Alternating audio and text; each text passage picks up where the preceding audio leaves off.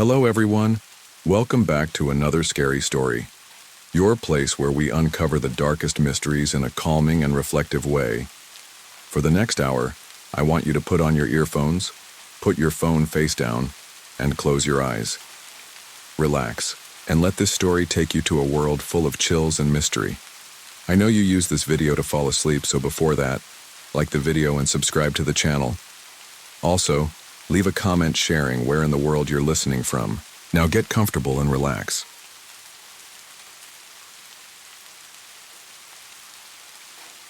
In the summer of 2004, my family decided to take a vacation to Willow Creek, Maine, a small coastal town known for its dense forests, rocky shores, and historic homes. My parents had rented a large cottage on Briarwood Lane, a 5-bedroom house that looked straight out of a New England postcard. I was only 4 years old at the time, too young to remember much, but over the years, my family has told the story countless times, and none of them doubt that something was in that house. From the moment we arrived, something felt off. The couple who owned the cottage wasn't living inside it. Instead, they were staying in a small shed at the back of the property. My aunt, always curious, asked them why. The man chuckled. "You'll figure it out," he said, handing my dad the keys. That should have been our warning to turn around. The house itself was charming but unsettling. The wooden floors groaned under our footsteps, and the upstairs hallway had a series of faded old portraits that seemed to watch us as we moved. My parents dismissed it as just an old house settling, but my older sister, Rachel, and my cousin Ava, both 10 at the time, refused to go upstairs alone after the first night.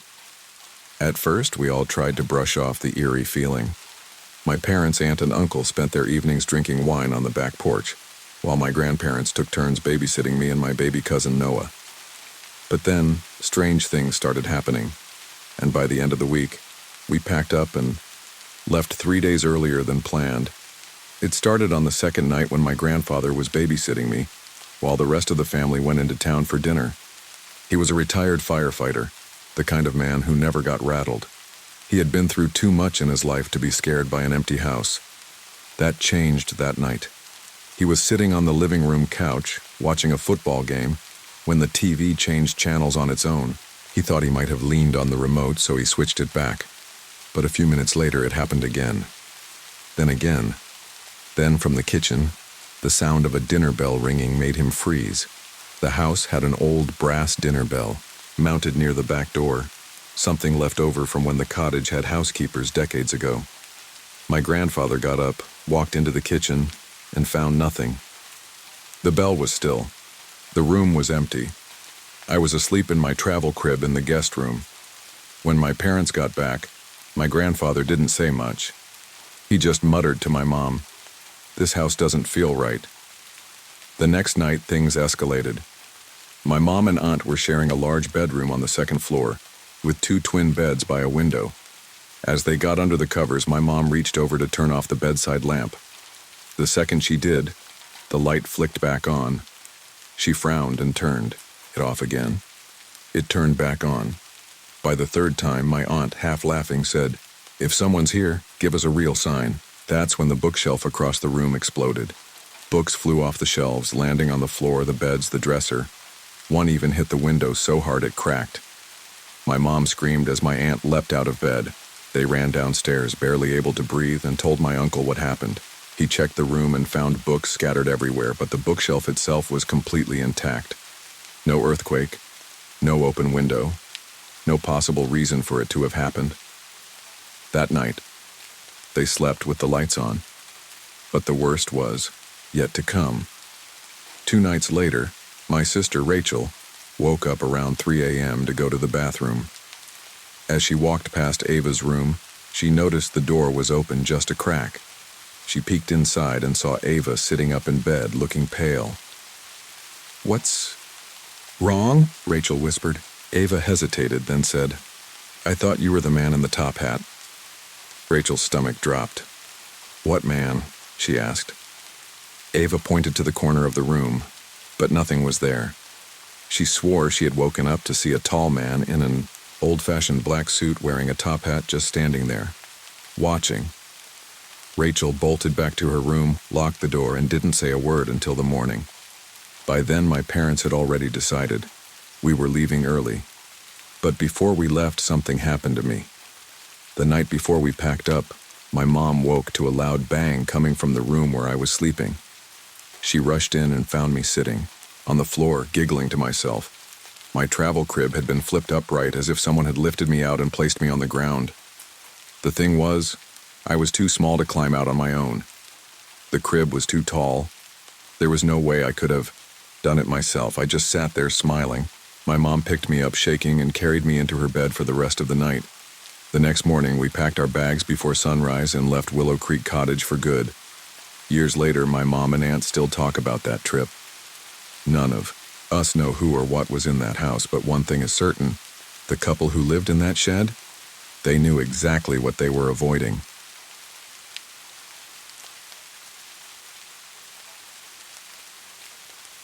Growing up in Buffalo, New York, I was always afraid of the dark. I wasn't the kind of kid who liked ghost stories or scary movies. In fact, I avoided them at all costs. I slept with a nightlight well into middle school, and always made sure my bedroom door was locked before going to bed. If I had to get up in the middle of the night for water, I'd make a mad dash to the kitchen and back, never looking over my shoulder, afraid of what I might see. My younger sister, Claire, used to tease me about it. She was the fearless one, always daring me to play Bloody Mary in the bathroom mirror or telling me spooky stories just to watch me squirm. But as I got older, I knew I had to toughen up. So by the time I hit 16, I had convinced myself that ghosts weren't real, that every creak and groan of our old house was just the wood settling, and that fear itself was the only thing I had to conquer. That belief lasted until the summer I took a cleaning job through a family friend. The job was simple: clean out low-income housing units after tenants moved out. These places were never in great condition. Some had been abandoned mid-eviction, leaving behind rotting food, broken furniture, and personal belongings that made you wonder what had gone wrong. It wasn't glamorous work, but it paid well, and I needed the money for my first car. One day I was assigned to a particularly run-down unit on Elmwood Avenue with my cleaning partner, Jake. He was a college sophomore saving up for the summer and had been doing the job longer than me. We had cleaned some nasty apartments before, but this one was different. Something about it felt wrong. I shrugged off the uneasy feeling and got to work. If I had known what was going to happen that day, I would have walked out right then and never looked back. Jake and I started in the kitchen. The place was a mess. Old food still sat in the fridge, mold creeping up the walls. We pulled the stove away from the wall to clean behind it, revealing years' worth of grime, cockroach droppings, and a forgotten spoon coated in something unrecognizable. After an hour of scrubbing, I kneeled down to close the bottom storage drawer beneath the oven. It wouldn't budge. I kicked it lightly. Nothing. Jake came over and kicked it harder. It still didn't move. We both pushed against it with our full strength until finally, with a loud screech, it slammed shut. I wiped the sweat off my forehead and turned back to the sink to rinse out my rag. Not even 30 seconds later, I tripped over something. The drawer. It was open again, wide open. I froze, my stomach tightening. "That's weird," Jake muttered, nudging it shut with his foot. It stuck again, refusing to move. He laughed nervously. "Maybe it's broken." I wasn't convinced, but I let it go. We had work to do. Then as I reached up to clean the light fixture, the glass shade in my hand exploded. Shards flew everywhere, slicing my wrist and fingers. I gasped, clutching my hand as blood dripped onto the floor. "What the hell?" Jake grabbed a towel and wrapped it around my wrist. "Did you hit it against something?" I hadn't. I had just been screwing it back into place when it shattered like someone had smashed it from the inside. At this point, I was rattled. But I told myself it was just a coincidence, just bad luck, nothing more. If only I had known that was just the beginning. After cleaning up my hand, I followed Jake upstairs to tackle the bedrooms. The air felt heavy, like the place had been sealed shut for years. Dust coated every surface, and the smell, of mildew was overwhelming.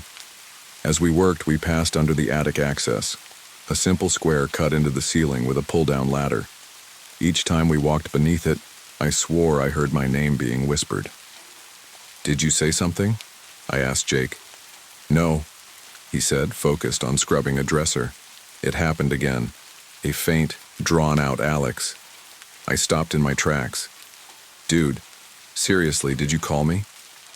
Jake turned to me, his face pale. "I thought you were calling my name." A chill ran down my spine. We stood there staring at each other, both of us knowing neither one of us had spoken. The attic opening loomed above us, silent. I wanted to leave.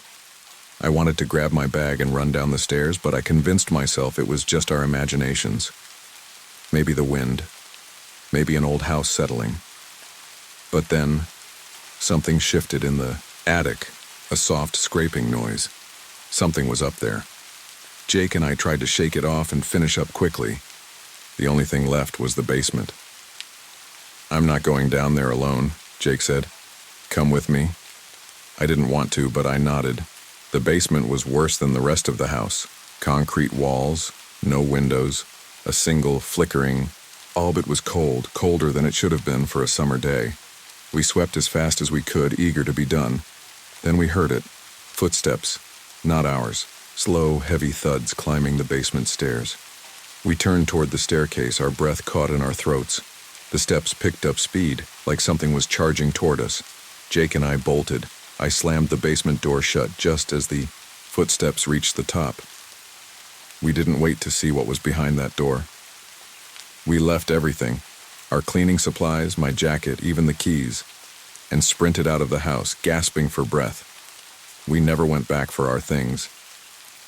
We called the landlord and lied, saying we had left the door unlocked for them. I never told my family what happened. For weeks, I replayed the events in my head, trying to make sense of it. Maybe it was my imagination. Maybe I had worked myself up. But deep down, I knew the truth. I had spent years convincing myself that ghosts weren't real, that my childhood fears were irrational, that my mind played tricks on me. That day on Elmwood Avenue changed everything. Some things can't be explained. Some things don't want to be. And I never, ever want to know what would have happened if I had waited just a second longer to shut that basement door.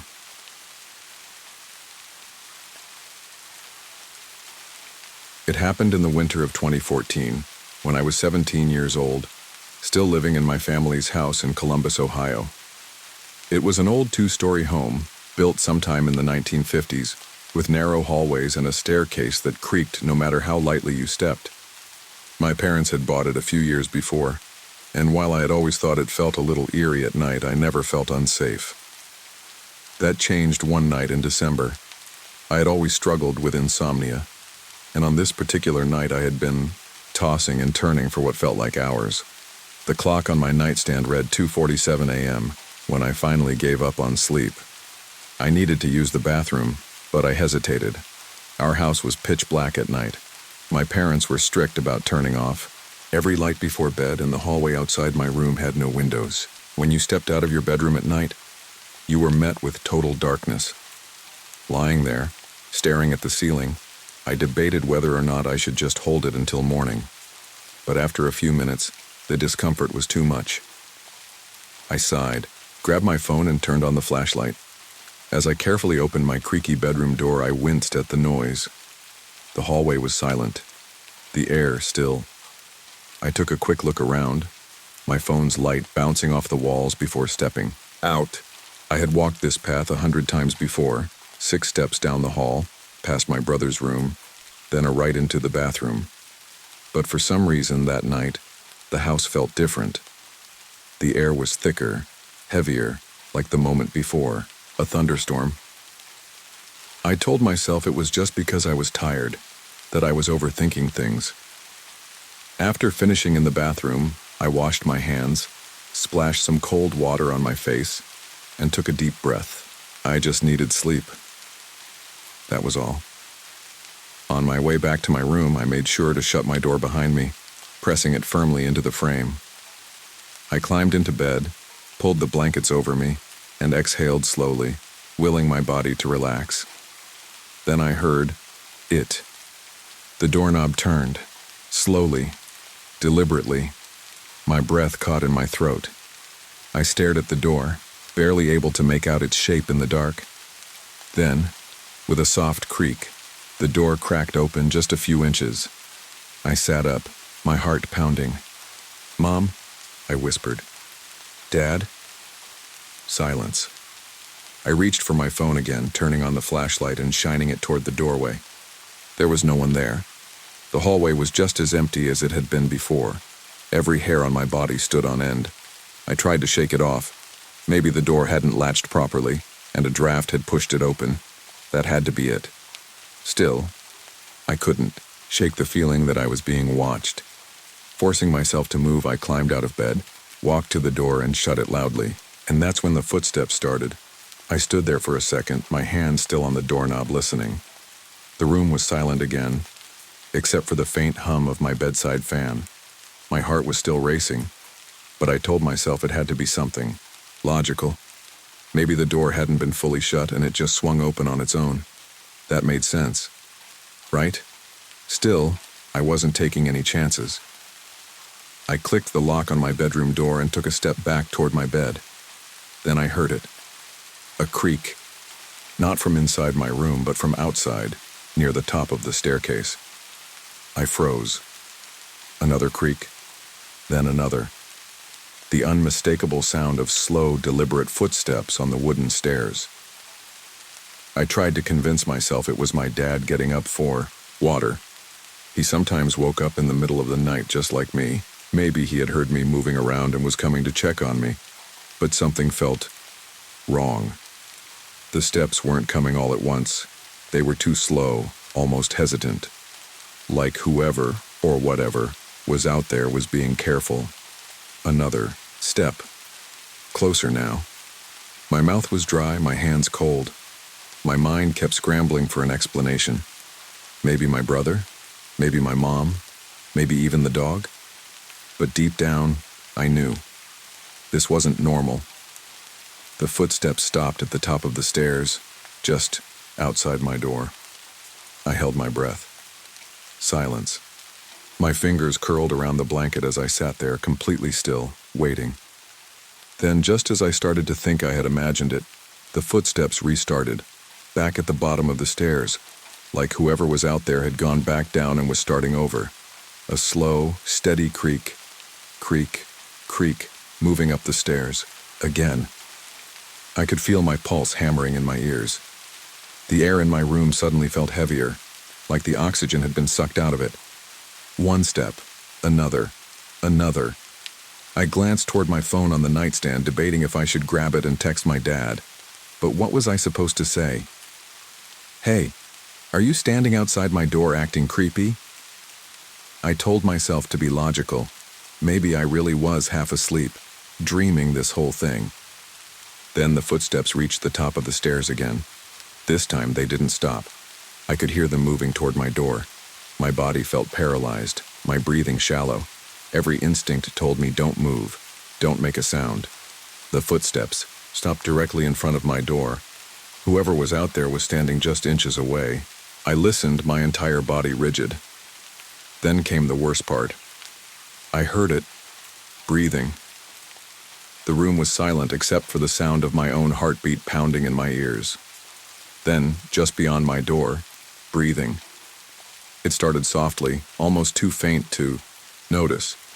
A slow inhale followed by a just as slow exhale, like someone was standing right outside, steady and controlled. My skin crawled. I strained my ears, trying to convince myself it was just my imagination, but the sound didn't stop. It became more pronounced, raspy, like a person who had smoked for decades. I stayed perfectly still, too afraid to move, listening. The breathing changed. At first it was normal, if someone standing outside my room in the middle of the night could ever be considered normal. But then it became shaky, uneven, like whoever was out there was struggling to breathe. A wet, rattling inhale, a shuddering exhale. My hands clenched the blanket as I fought the urge to jump out of bed and turn on every light in the room. but something deep in my gut told me I didn't want to see whatever was on the other side of that door. Then the breathing stopped altogether. For a split second, there was absolute silence. The kind of silence that makes your stomach drop. I counted the seconds. 1, 2, 3, and then a low chuckle. It wasn't loud. It wasn't like someone laughing at a joke. It was quiet, almost like a breath itself. A dry, raspy little ha, ha, ha. Like whoever was outside was amused by me. My body broke out in a cold sweat. I couldn't take it anymore. I grabbed my phone from the nightstand and turned on the flashlight, aiming it directly at the door. Nothing. The door was still locked. The hallway was dark, but there was no shadow under the door, no movement. I swallowed hard, my throat dry. I listened. No breathing, no footsteps, no sound at all. I wanted to believe that it was all in my head, that I was just exhausted and my mind had created the whole thing. But I knew what I heard. And I knew I wasn't alone. I sat there in bed, my phone's flashlight still pointed at the door, my heart hammering against my ribs. Everything was silent now. No footsteps. No breathing. No more of that raspy, wheezing laugh. Maybe I had imagined it. That's what I told myself as I slowly lowered my phone. Maybe I had been half asleep. My brain caught somewhere between a dream and reality. Maybe the footsteps were just the house settling. The breathing was the wind through the vents, and the laugh. No, I couldn't explain the laugh. I kept staring at the door, half expecting the handle to turn again, for the slow creak of the hinges to start up. But nothing happened. I checked my phone. 3:12 a.m. I needed to sleep. Taking a deep breath, I set my phone on the nightstand and laid back down, forcing my body to relax. But I couldn't shake the feeling that something was watching me. I shifted, pulling the blanket up to my chin, trying to ignore the way my skin prickled, the way my ears strained for any sound. I kept telling myself there was nothing there. It was all in my head. But then I realized something. If the sounds had been my imagination, why had I locked my door? I didn't remember doing that. The realization sent a fresh wave of unease through me. I sat up and looked toward the door again. The lock was definitely turned, but I'd been so freaked out earlier that I couldn't recall actually locking it. Had I done it automatically? Had I even gotten out of bed at all? I squeezed, my eyes shut, rubbing my temples. I was just tired. My mind was playing tricks on me. That had to be it. I lay back down, determined to ignore the fear creeping under my skin. Minutes passed. The silence stretched on. But that heavy feeling, like someone was in the room with me, didn't go away. I flipped onto my side, facing the wall, telling myself I just needed to get through the night. By morning, it would all seem ridiculous. Still, I refused to turn my back toward the door. I must have fallen asleep at some point because the next thing I knew, my alarm was blaring. I shot up, my heart pounding, the fear from the night before, still clinging to me like a bad dream. My room was filled with weak morning light, the shadows that had terrified me now nothing more than familiar furniture. For a brief moment I felt stupid. It was just a bad night. That was all. But then I looked at my door. It was still locked. I sat there for a few seconds, staring at it, trying to make sense of everything. If I had truly imagined all of it, if it had just been some half-conscious nightmare, why had I locked my door? I tried to brush it off, but something about that detail stuck with me. I got out of bed, stretched, and walked over to the door. My fingers hesitated over the lock before I twisted it open. The hallway was just as I had left it, empty, quiet, normal. I checked the stairs, nothing. The house felt the same but different. I went through the motions of my morning routine, but the whole time I couldn't shake the uneasiness. Even when I heard my mom and dad talking downstairs, the sound of the TV playing in the background, the smell of coffee drifting up the staircase, I still felt like I wasn't alone. At breakfast, I wanted to say something, but what was I supposed to say? Hey, did anyone breathe creepily outside my door last night? I kept my mouth shut. The day passed as usual, and by the time night rolled around, I almost believed my own excuses. Almost. I went to bed that night telling myself it was over, and it was. It never happened again. But something changed in me after that. I never slept with my door unlocked again. Even years later, in different apartments, different cities, I always made sure the door was shut tight before I went to sleep. I never walked through a dark hallway without feeling my pulse quicken. And sometimes, late at night, when I wake, up for no reason, my heart already racing, I find myself listening. Not for footsteps, not for voices, just for breathing. And I pray I never hear it again.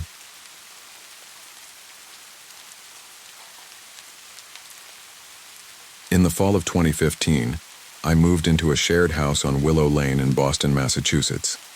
It was an old, narrow townhouse wedged between two others, with creaky wooden floors and a brick exterior that looked like it hadn't been cleaned since the 1800s. I had just started my first real job after college and was eager to move out of my parents' place. The rent was cheap and my 3 roommates, Mark, Jason, and Claire, all seemed friendly enough. The landlord had warned us that the house was old and would have its quirks, flickering lights, creaky stairs, and the occasional draft. But by the second week, we realized the house had more than just quirks. It started in my bedroom. The light would flicker randomly even though I had changed the bulb twice. At first, I thought nothing of it. Old wiring, right? But then it spread. The living room light started flickering too. Sometimes one at a time, sometimes all at once. Claire joked that the house was haunted. Jason shrugged it off. Mark, the most skeptical of us, insisted it was just faulty wiring. Then the locked bedroom door flew open on its own. That was the moment I stopped laughing. The house had a weird layout, 3 bedrooms upstairs and a small attic above that was always locked. I remember one night, around 11 p.m., I was brushing my teeth when I heard a loud bang from upstairs. I ran into the hallway just as Mark and Jason came out of their rooms. "What was that?" Jason asked. We all looked up the staircase. The attic door was closed, but something didn't feel right. Then, Claire's bedroom door, which had been locked, suddenly swung open with force, hitting the wall so hard that the handle left a dent. Claire came running upstairs, pale. I swear to God I locked that. None of us knew what to say. Then, in the silence, we heard something from the bathroom. A shattering sound. When we stepped inside, Claire's toothbrush cup had broken into pieces. No one had touched it. After that night, the house felt different. It wasn't just flickering lights or random noises. It was like something was watching us. One evening, I was home alone, sitting on the couch, when I heard footsteps upstairs. Slow, deliberate, pacing back and forth. I froze. Everyone was out for the night. I grabbed my phone, walked to the staircase, and called out, "Hello?" No response. The footsteps stopped. Then I heard it, a long, deep sigh, like someone exhaling right behind me. I ran out of the house. When I told my roommates, Jason admitted he had been hearing the same footsteps for weeks. Whatever was in the house, it wasn't going away. One weekend, Jason's friend Ethan came to visit. He crashed on the couch downstairs, claiming ghosts didn't scare him. The next morning, Ethan looked exhausted. "What's wrong?" I asked. Ethan rubbed his eyes. "Who was the guy in the hallway last night?" We all stared at him. "I woke up around 3 a.m. and saw a man standing by the staircase. Thought it was one of you. He just stood there looking toward the attic door." None of us had been awake. Ethan didn't stay over again. We decided to ask our landlord if anyone had experienced weird things in the house before. He sighed. "You know, this place used to be a cobbler's shop back in the 1800s? We shook our heads. The owner lived upstairs. He was found dead, in the attic, slumped over his workbench. Some say he never left. After that, we stopped trying to explain the noises, the flickering lights, or the strange presence we all felt. We just learned to live with him. I grew up in Westfield, Indiana, a small town where nothing much ever happened. At least that's what I thought until my sophomore year at Westfield High School, a place that had its fair share of ghost stories. The school had been rebuilt about 20 years ago, right on top of the old one. People always said weird things happened there. Whispers in empty hallways, flickering lights, and the occasional slamming door when no one was around. I never really paid attention to the stories. I wasn't the kind of guy who believed in ghosts. I figured most of it was just kids trying to scare each other. That changed one afternoon in late October. It was a chilly Friday, and I was in the school library finishing up some homework before heading home. The library was nearly empty except for the librarian and a couple of students in the back. I was gathering my books when, out of nowhere, I heard a loud thud. I turned around to see several books scattered across the floor near the history section. I looked around expecting to see someone standing there, maybe a clumsy freshman knocking things over. But there was no one. That's when I saw it. A figure darting past the shelves heading toward the hallway. It was quick, just a blur, but I knew I had seen something. My stomach twisted as I grabbed my backpack and hurried after it. The figure turned the corner, heading toward the old auditorium. The auditorium had been closed for years. It was the only part of the original school still standing. The doors were chained shut and no one ever went inside. Yet, as I reached the entrance, I swore I saw the heavy doors swing open just enough for someone to slip through. Ignoring the pit growing in my stomach, I stepped forward. I had no idea what I was about to walk into. The moment I stepped into the auditorium, the air changed. It was freezing, so cold that I could see my breath even though it was still warm outside. The room was dark, except for a few dim rays of light sneaking through cracks in the boarded-up windows. I took a few cautious steps forward, my sneakers echoing on the wooden floor. Then I saw them. Shadows, just at the edge of my vision. They moved, shifting in the corners of the room, but every time I turned to look, they were gone. My heart pounded as I tried to convince myself I was imagining things. It was probably just dust or the way the light played tricks on my eyes. Then the screaming started. It wasn't one voice, it was dozens. A chorus of panicked, pain-filled screams erupted from every direction, echoing through the auditorium like a trapped storm. I dropped my backpack and clapped my hands over my ears, but the sound didn't stop. It was coming from everywhere, like a crowd of people were trapped in the walls crying out for help. My vision blurred. My knees buckled. The last thing I remember was the floor rushing up to meet me. When I woke up, I wasn't in the auditorium anymore. I was lying on a stiff cot in the school infirmary, the fluorescent lights buzzing overhead. My head throbbed and my entire body felt drained. A teacher stood nearby, watching me with concern. "You're awake," she said. "What happened?" I croaked, my throat dry. She hesitated. "2 students brought you here. They found you, outside the auditorium." That didn't make sense. "Who?" She frowned, like she wasn't sure how to answer. "They didn't say their names. Just told me to check your head and to tell you not to go near the auditorium again." A chill crawled up my spine. "What did they look like?" The teacher paused, thinking. "Honestly, they looked like they could have been your classmates. Same age, same uniforms, but their uniforms were the old style, the ones we stopped using years ago." My skin prickled. I sat up too fast and my head spun. The teacher steadied me. "You were probably just dehydrated," she said, though she didn't sound convinced. But I knew something was wrong, and I needed to find out what. I spent the next few days digging into the school's history. I asked around, talked to some teachers, even checked old records in the library. That's when I found out about the tragedy. 16 years ago, when the old school was still standing, there had been a roof collapse during a school event in the auditorium.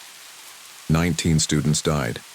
Among them were the student council president and vice president. But here's the thing, they hadn't died right away. They had managed to pull several students from the rubble before going back in for more. That's when the rest of the roof came down. The vice president was crushed instantly. The president was pulled out alive, but he died at the hospital a few days later. His last words? "We wanted to save more of them." That's when it hit me. The 2 students who had brought me to the infirmary, the ones wearing old uniforms. They had been them. I needed proof. So a week later I went back to the auditorium. I didn't go alone this time. I brought two friends, Robert and Tyler. We slipped in through a broken side door, flashlights in hand. The air inside was still unnaturally cold. For a while, nothing happened. We walked around, whispering nervously, expecting something to jump out at us. Then, as we turned to leave, I heard it again. The screaming. It crashed over me like a wave, filling my ears, my mind, my entire body. My vision swam, my nose started to bleed, and my knees buckled. Robert and Tyler grabbed me, pulling me toward the exit. The moment we stepped outside, the screaming stopped. Robert was frantic. "What the hell was that? What happened to you?" I wiped my nose, shaking. "You guys didn't hear it?" They both shook their heads. That was the last time I ever stepped foot near that place, but sometimes when I walk past the old auditorium, I see them. Two dark figures near the entrance, just standing there, watching.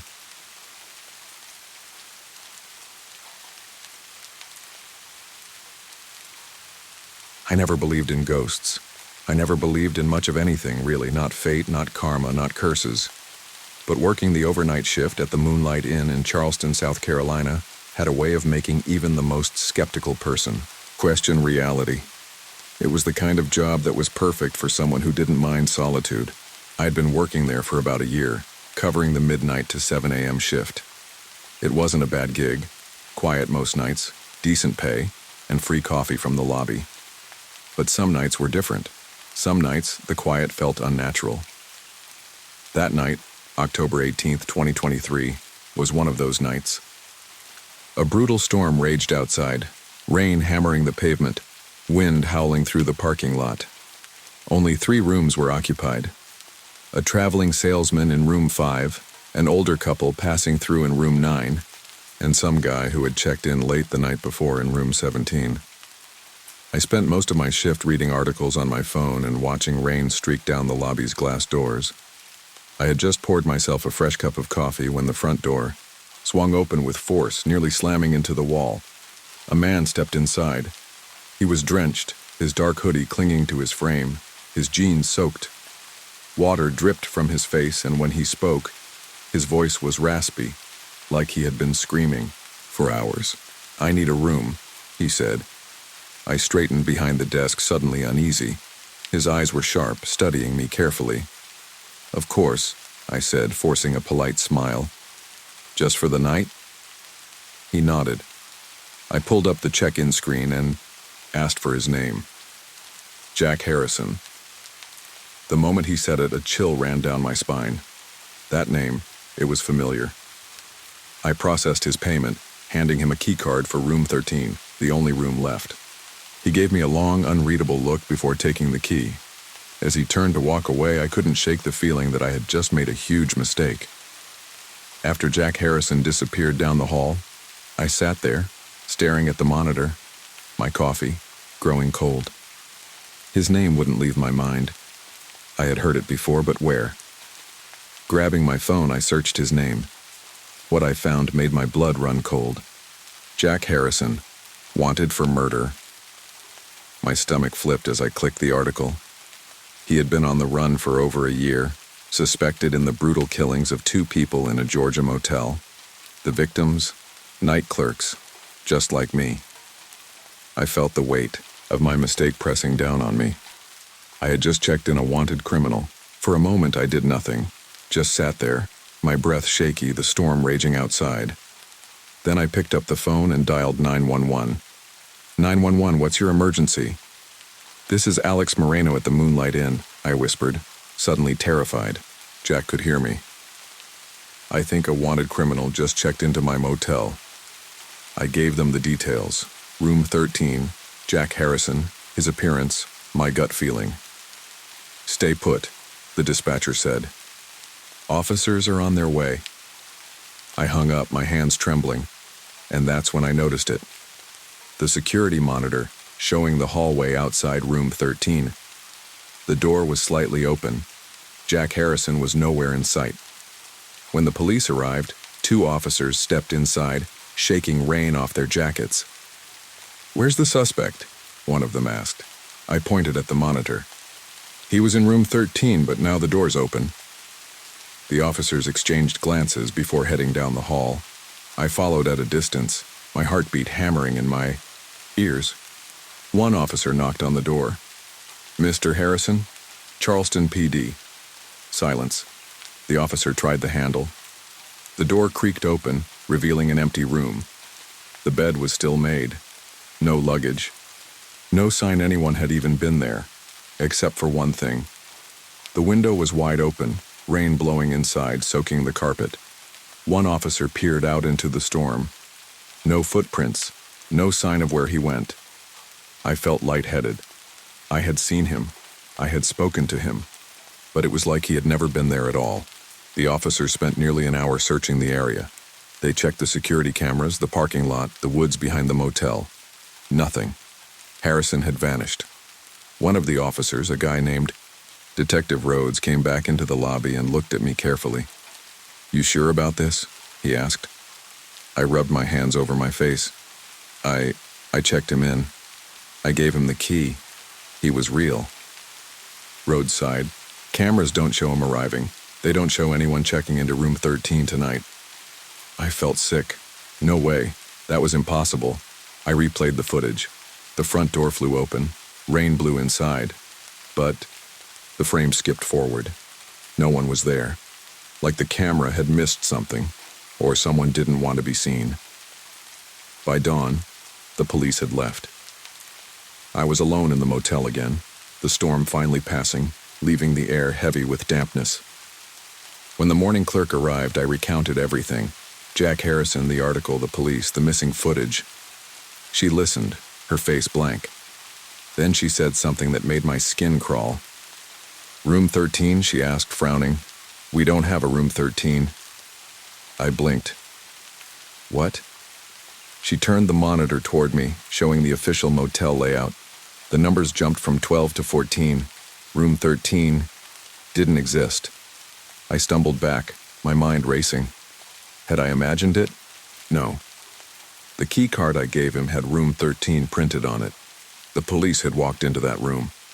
I grabbed the stack of check-in forms from the night before, flipping through them. Jack Harrison's form was gone. My hand shook as I backed away from the desk. Had I checked in a ghost? A memory of someone who had once stayed here?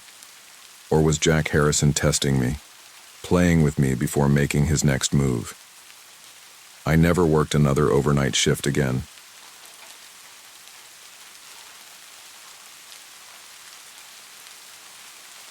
I've always loved solo camping. There's something about being out in the wilderness, away from people, away from noise. Just me, my gear, and the quiet hum of nature.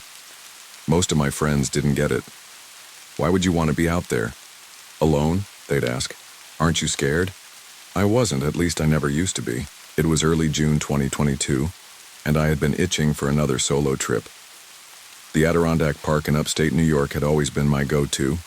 With over 6 million acres of wilderness, it was the perfect place to find solitude. I chose this time of year carefully. Early June meant mild weather, fewer bugs, and fewer tourists. I wanted an isolated campsite somewhere off the beaten path where I wouldn't run into another human for days. In the weeks leading up to my trip, I stocked up on new gear, a lightweight tent, a new sleeping bag, and a hatchet for cutting firewood. I mapped out my route, choosing a lesser-known trail that led to a small creekside clearing deep in the forest. It looked perfect on the map, remote but not too far from the main trail in case of an emergency. On the morning of June 5th, I loaded up my old Ford Explorer, double-checked my gear, and started the 5-hour drive from Albany to the trailhead. The drive was smooth, the roads winding through dense forests and rolling hills. By noon, I reached the trailhead, a nearly deserted parking lot with only one other car. Good. I wanted to be alone. I slung my 40-pound pack over my shoulders and started my hike. The trail was barely maintained, overgrown in spots, but that just meant fewer people used it. Birds chirped in the distance, and the wind rustled through the towering pines. By late afternoon, I found the perfect campsite. A flat clearing by the creek surrounded by thick trees with just enough open space to see the sky. The water was crystal clear, cold from the mountain runoff. I set up my tent, unrolled my sleeping bag, and gathered enough firewood to last the night. By the time the sun started dipping behind the trees, I had a small fire going and a pot of ramen boiling over the flames. As I sat by the fire watching the sky turn from deep blue to black, I exhaled slowly. This is what I came for. Silence. Peace. But then, a rustling sound from the trees. At first, I ignored it. Probably just a raccoon or a deer, but then it came again, closer. Something felt off. I grabbed my flashlight and swept it toward the trees. Nothing. Still, a nagging unease crept in. It felt like I wasn't alone anymore. And I had no idea how much worse the night was about to get. The night had settled in, deep and heavy. The campfire's glow barely reached beyond the edges of my campsite. The rustling in the woods had stopped, but that uneasy feeling still clung to me. I told myself it was just my imagination. I had been on enough solo trips to know that the forest is full of sounds. Branches snapping, leaves shifting, small animals moving unseen. But this was different. This wasn't the random, clumsy noise of a raccoon rummaging for food. This was deliberate. I sat perfectly still, listening. The fire crackled, the creek bubbled softly. Then, a single footstep. My stomach twisted. Not an animal. Too heavy. Another step. And another. Someone, or something, was in the woods, moving toward me. I reached for my hatchet, gripping it tightly. My breath slowed. Every muscle in my body tensed. I turned off my flashlight. The fire was low enough now that I was mostly in the shadows. I wanted to see whoever was out there before they saw me. The footsteps stopped.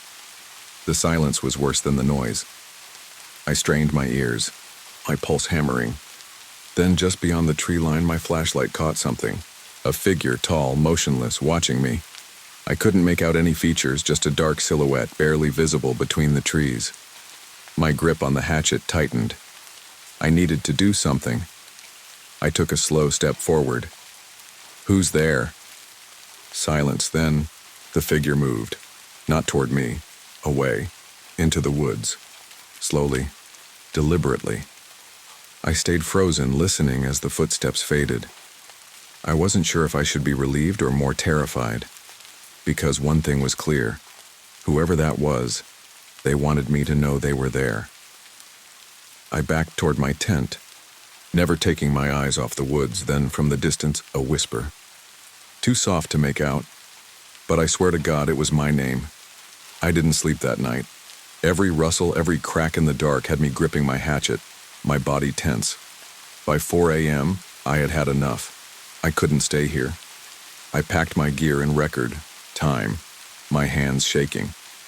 The moment I stepped out of my tent, I felt it again. That awful sensation of being watched. I turned in a slow circle, scanning the trees. That's when I saw it.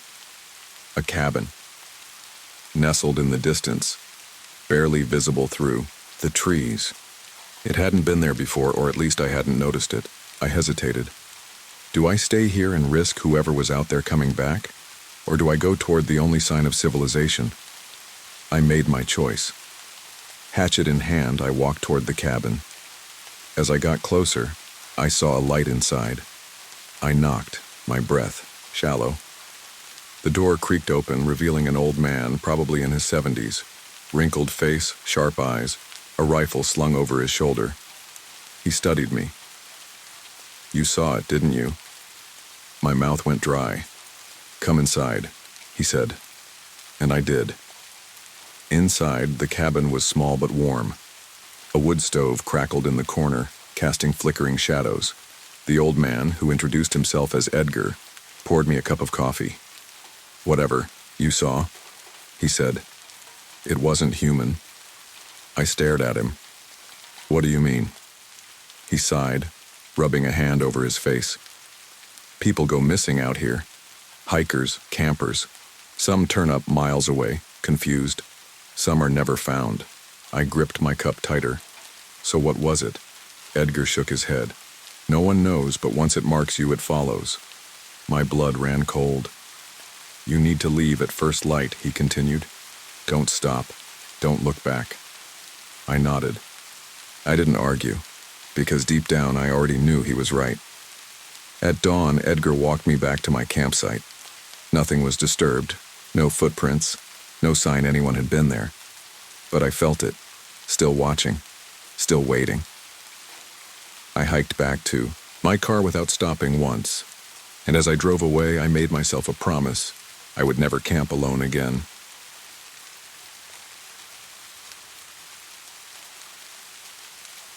I grew up in Stillwater, Oklahoma, a small town surrounded by flatlands and thick patches of woods.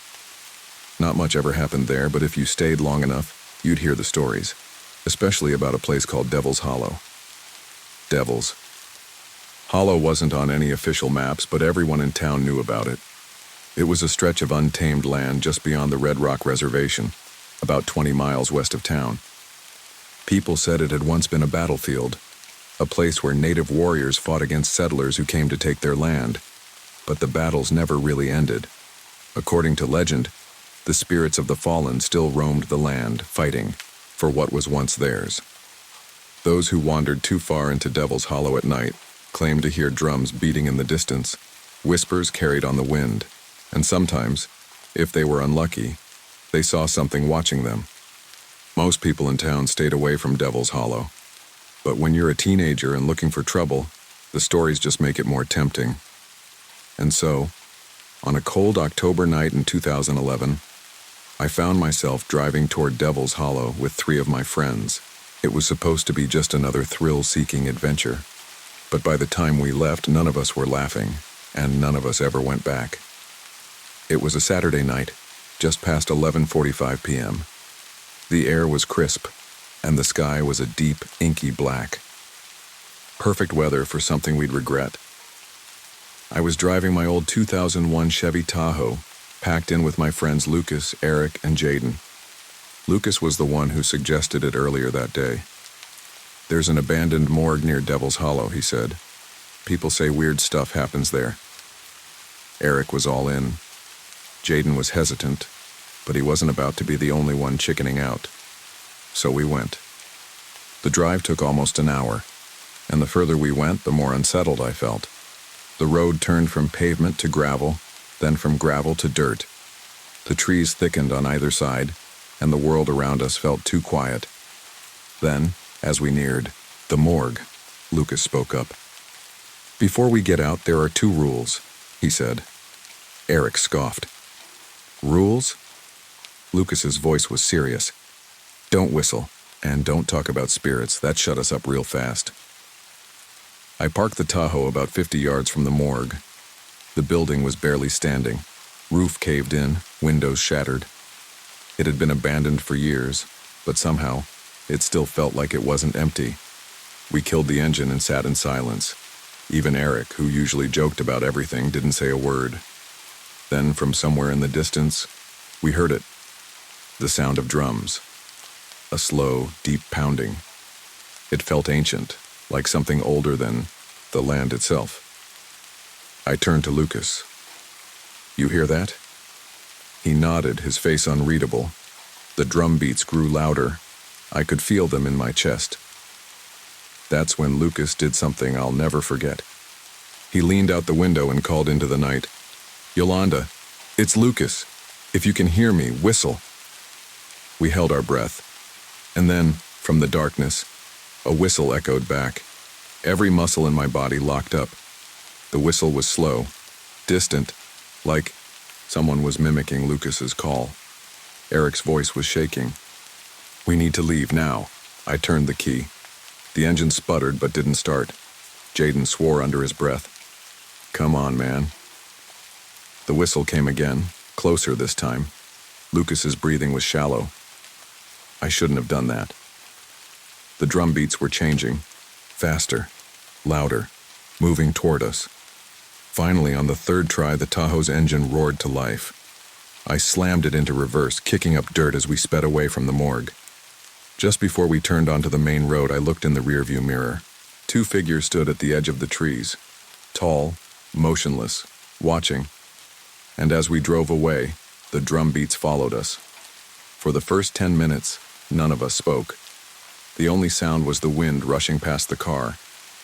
Then Jaden broke the silence. "Who the hell is Yolanda?" Lucas hesitated. "My cousin, she died 5 years ago." A chill ran through me. "Why did you call her name?" He exhaled. "She used to tell me about this place, said the spirits here weren't resting." Eric rubbed his arms. "They didn't sound like they were resting. The closer we got to town, the more normal things felt. But something lingered, like the night had left a mark on us. When we finally pulled into my driveway, Lucas turned to me. "You saw them too, didn't you?" I nodded. "Yeah, I saw them. And I knew deep down that they saw us too." The next day, I told my grandfather what had happened. He was a Chickasaw, raised near the reservation. He listened without interrupting. When I finished, he sighed. "You shouldn't have gone there." I swallowed hard. "What did we hear?" He looked out the window. "A long time ago, that land was taken. The ones who died fighting for it never left." My chest tightened. "And the whistle?" His expression darkened. "That wasn't Yolanda." I felt sick. "They were calling back," he continued. "Not to say hello, to see who was foolish enough to answer." I didn't sleep that night. It's been years since that night. I moved away after high school, but every time I visit Stillwater, I make sure to stay far from Devil's Hollow. Some nights, though, I still hear it. When the wind is just right and the night is perfectly still, I swear I can hear it. A slow, steady drumbeat in the distance. And I know, somewhere out there, they're still watching.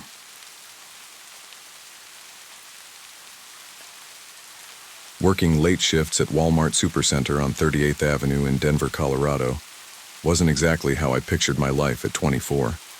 But with rent due for my tiny studio apartment on Sheridan Boulevard, I didn't have many options. The job wasn't glamorous, but it kept me afloat.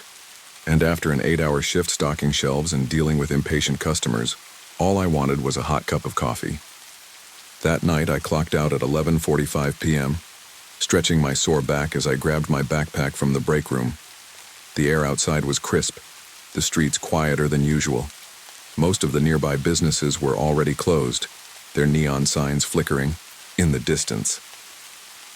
I zipped up my hoodie and started my usual 10-minute walk to Grounded Brews, a small coffee shop open 24 hours on Lowell Boulevard. I liked it there. It wasn't fancy, but it was quiet, had good Wi-Fi, and the barista, Lena, knew my order by heart. A black coffee with a splash of vanilla. It was my little end-of-the-night ritual, a moment of peace before I headed home. But that night felt different. As I walked, I couldn't shake the feeling that someone was behind me. At first, I told myself I was being paranoid. Late shifts made me tired, and the dark streets could play tricks on the mind. Then I heard footsteps. Slow, steady. I glanced back and saw him. A man in his late 40s, maybe early 50s, with a scruffy beard and an oversized hoodie. He was about 20 feet behind me, walking at the same pace. I ignored him and kept moving. Maybe he was just heading home. Then he spoke. "I'm following you." My blood ran cold. Then he laughed, a low, eerie chuckle that sent a shiver down my spine. I forced myself to keep walking, gripping my backpack strap tightly. My heart pounded against my ribs. This wasn't just paranoia anymore. This was real. I quickened my pace, hoping he'd lose interest. But when I turned onto Lowell Boulevard, he turned too. I wasn't imagining it. He was following me. I reached Grounded Brews in record time, practically yanking the door open. The warm scent of coffee and pastries should have been comforting, but my pulse was still racing. Lena looked up from behind the counter and smiled. "Hey, Caleb. The usual?" I nodded, my voice caught in my throat. I glanced behind me. The man had stopped just outside the shop. He wasn't coming in, just watching me through the glass. I sat at a booth near the back, gripping my coffee cup with shaky hands. Maybe he'd get bored and leave. Maybe I was overreacting. But every time I peeked outside, he was still there, leaning against a street lamp, rocking back and forth on his heels. I checked my phone. No missed calls, no messages. Who could I even call? The police? What would I tell them? Hey, some guy is standing outside looking at me weird. 15 minutes passed, he didn't move. I couldn't sit there all night. Taking a deep breath, I threw away my cup, adjusted my backpack, and walked out. He followed. The moment I stepped outside, I felt his presence behind me. I walked faster. So did he. I turned onto Sheridan Boulevard, my apartment complex just 5 blocks away. My hands clenched into fists inside my hoodie pocket. My mind raced. Should I run? Should I yell? For help? Then his voice cut through the night. I know where you live. My stomach dropped. I ran. I didn't care who saw me, didn't care if I looked ridiculous. My only thought was getting home before he could reach me. I heard him running behind me, his heavy footsteps pounding against the pavement. I swerved through side streets, cutting through an empty parking lot. My lungs burned, my legs ached, but I pushed forward. Then, my apartment building. I sprinted to the entrance, fumbling with my key card. The lock clicked open and I threw myself inside, slamming the security gate shut behind me. He stopped at the entrance, gripping the bars. His smile never wavered. "I'll see you soon," he whispered. Then he turned and walked away. I stood there panting, watching him disappear down the street. My body trembled with adrenaline. Was he bluffing, just trying to scare me? I hurried up the stairs to my 3rd-floor apartment, locking the door the second I stepped inside. I double-checked the deadbolt, then the windows. I checked my phone. 1:05 a.m. I should call someone. The cops? But what could they do? He was gone now. I paced my tiny living room, every creak in the floor making me jump. Days passed, but the sky never changed. The rain never let up. The sun never rose.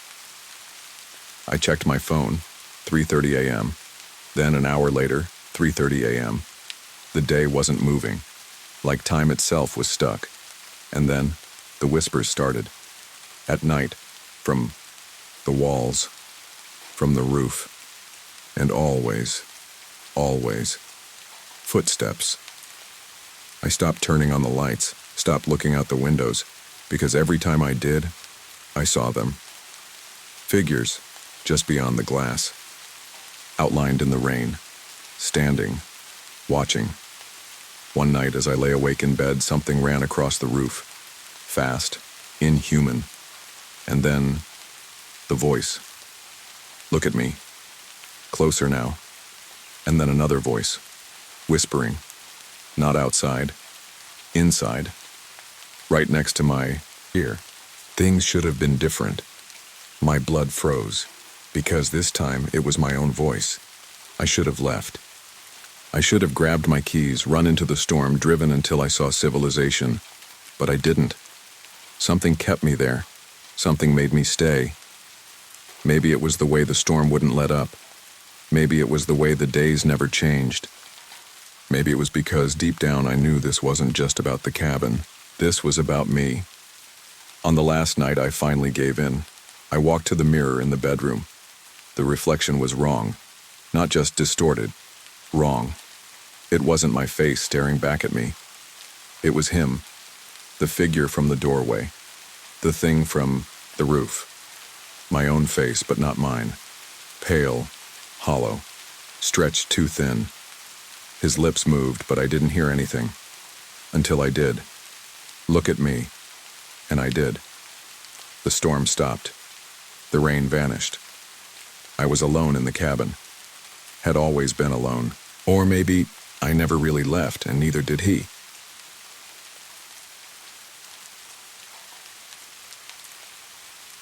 I never believed in ghosts, demons, or anything supernatural. Neither did my wife, Danielle. We were both atheists, grounded in science and logic. We lived in San Antonio, Texas, in a modest 3-bedroom house on Oak Crest Lane, a quiet suburban street where nothing ever seemed out of the ordinary. Our lives were routine, work, taking care of our 5-year-old son, Isaac, and unwinding at night with a movie or a book. Then in October 2019, everything changed. That night, Danielle woke up to something strange. She had been sleeping soundly when a strange sensation pulled her from unconsciousness, a feeling of being watched.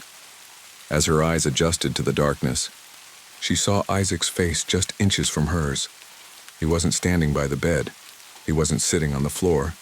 He was leaning over her, staring, his expression blank. "Isaac," she whispered, her heart racing. No answer. Just as she reached out to touch him, he suddenly turned and walked out of the room, his movements eerily slow and deliberate. Danielle shook me awake, her voice urgent but hushed. "I think something's wrong with Isaac." I groggily got up and walked to his room, expecting to find him awake, maybe sleepwalking. But when I turned on the light, there he was, sound, asleep in bed, his small chest rising and falling steadily. Danielle stood in the doorway, her arms wrapped around herself. I swear to God he was just standing over me. I didn't know what to say.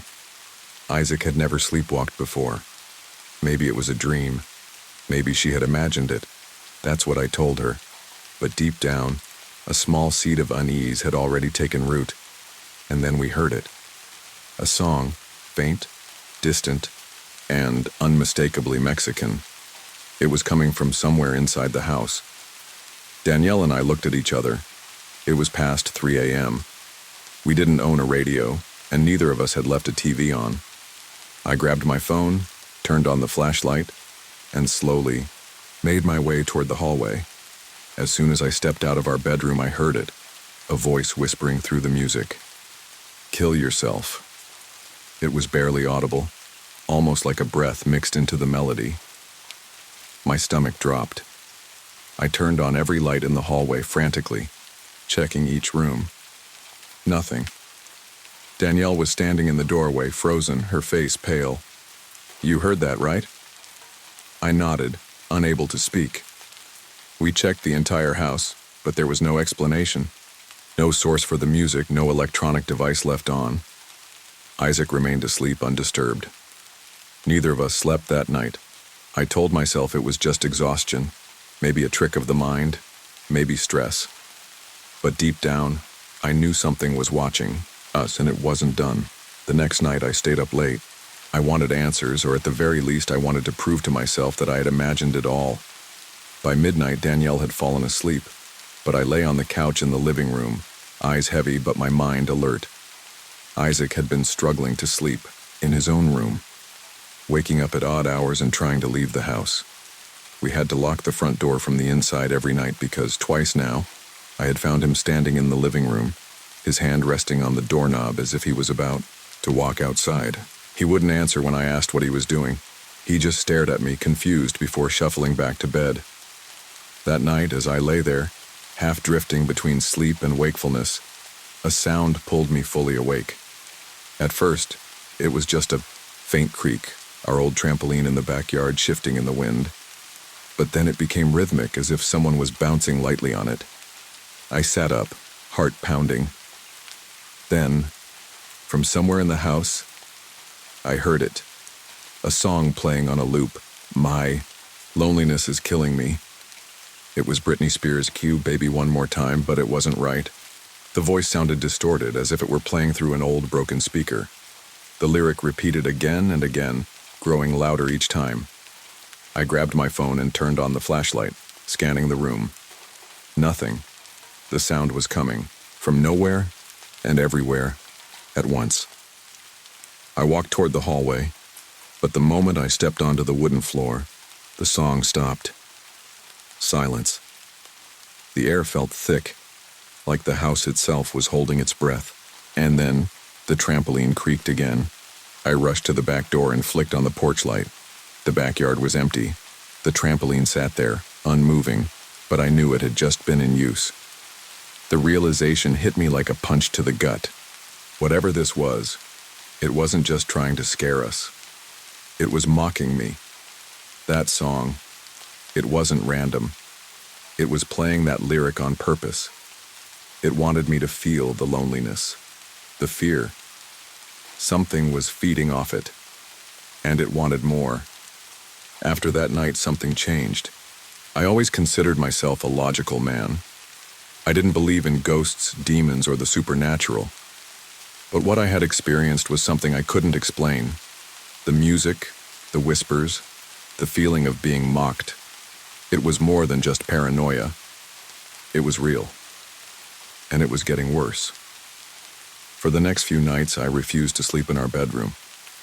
Instead, I stayed on the couch in the living room, partly to watch over Isaac, and partly because I couldn't shake the feeling that whatever was in our house was watching me. I began waking up drenched in sweat, my body burning hot even though the house was cold. One night I threw on a sweater, hoping to warm myself, but instead I felt even colder. The thick fabric should have made me sweat more, but instead it seemed to pull the heat out of me. That was the night Danielle finally said it. "There's something in this house." She stood in the kitchen, arms crossed over her chest, her face pale. "I know we don't believe in this stuff, but I can feel it. It's in here with us." I exhaled, rubbing my hands over my face. "We're just tired, maybe stressed. It's nothing." Danielle shook her head. "No, it's something." I could see it in her eyes. She wasn't just scared, she was certain. That night I lay on the couch again, staring at the ceiling, trying to rationalize everything. Maybe our minds were playing tricks on us. Maybe it was sleep deprivation. Anxiety, something we just needed to ignore until it passed. Then around 3 a.m. I heard it again. That damn song. My loneliness is killing me. It was faint, barely above a whisper, but it was there, repeating. I sat up, scanning the room with my phone's flashlight, my breath shallow. The air in the house felt heavier than ever, thick with something I couldn't see but knew was there. I got up, my entire body tensed, and walked toward the kitchen. That's when I heard it, a deep guttural sigh right behind me. I spun around, shining my light in every direction. Nothing, but I felt it. The hair on my arms stood up, my skin crawling as though an invisible weight was pressing down on me. My breathing quickened, and I clenched my fists, trying to push back against the overwhelming rage that was rising inside me. That's how I coped with fear. I got angry. I gritted my teeth, forcing myself to speak. "I don't know what you are, but you're not welcome here." Silence. I turned, my skin prickling with unease, and walked back toward the living room. Then just as I reached the couch, the trampoline creaked. This time it wasn't just one sound. It was a series of rhythmic bounces, as if someone was jumping. I rushed to the back door, flung it open, and aimed my flashlight at the trampoline. It was still, but I knew it had just been moving. My chest tightened. It was toying with me, mocking me. I stepped back inside and locked the door. Enough was enough. Tomorrow, I was going to get answers. The next morning, I woke up exhausted. It wasn't just lack of sleep. It was the kind of exhaustion that sits in your bones, the kind that makes the air around you feel heavier. Danielle sat across from me at the kitchen table, stirring her coffee in slow circles, staring at nothing. She hadn't slept much either. Isaac, on the other hand, was completely unfazed. He hummed quietly as he ate his cereal, swinging his legs under the table like nothing was wrong. I wanted to believe that last night had just been another bad dream. I wanted to believe that my mind was playing tricks on me, that the noises, the voices, the music, it was all stress-induced hallucinations, but I knew better. Something was in our house and I needed to confront it. I started by checking the backyard in the daylight. The trampoline was exactly where it always was, motionless, like it hadn't made a sound in years. But I knew what I had heard. I checked the trees behind the yard, scanning for anything. An animal, a nest, a reason for the noises. Nothing. Frustrated, I went inside and decided to check the attic. The attic door was in the hallway, a simple pull-down hatch with an old wooden ladder that creaked with age. We barely ever used it, just for Christmas decorations and a few storage bins. I grabbed a flashlight, yanked the cord, and let the ladder unfold. The moment I set foot on the first step, I felt it. The air changed. It was suddenly colder, but not in a refreshing way. It was the kind of cold that wraps around your spine, sinking into your skin. My breath felt heavier, my movement slower. I climbed up anyway. The attic smelled like dust and old wood, and at first everything seemed normal. The insulation was exposed in some spots, a few cobwebs clung to the corners, and boxes were stacked against the far wall. But then I saw them. Footprints. Not in the dust, but in the insulation itself, like someone had stepped carefully between the beams. I swallowed hard, my heart picking up speed. Then I noticed something worse. In the farthest corner of the attic, where the rafters met, there was a small pile of children's toys. Isaac's toys. I climbed down the ladder so fast I nearly slipped. I slammed the attic door shut and locked it, even though I knew that wouldn't do a damn thing. Something had been up there, and it had been coming down. Danielle saw my face when I walked into the kitchen. "What did you find?" I hesitated, then shook my head. "Nothing." She didn't believe me. Neither did I. That night, I didn't sleep. I sat on the couch, wide awake, listening, waiting. I sat on the couch, gripping my phone in one hand and a kitchen knife in the other.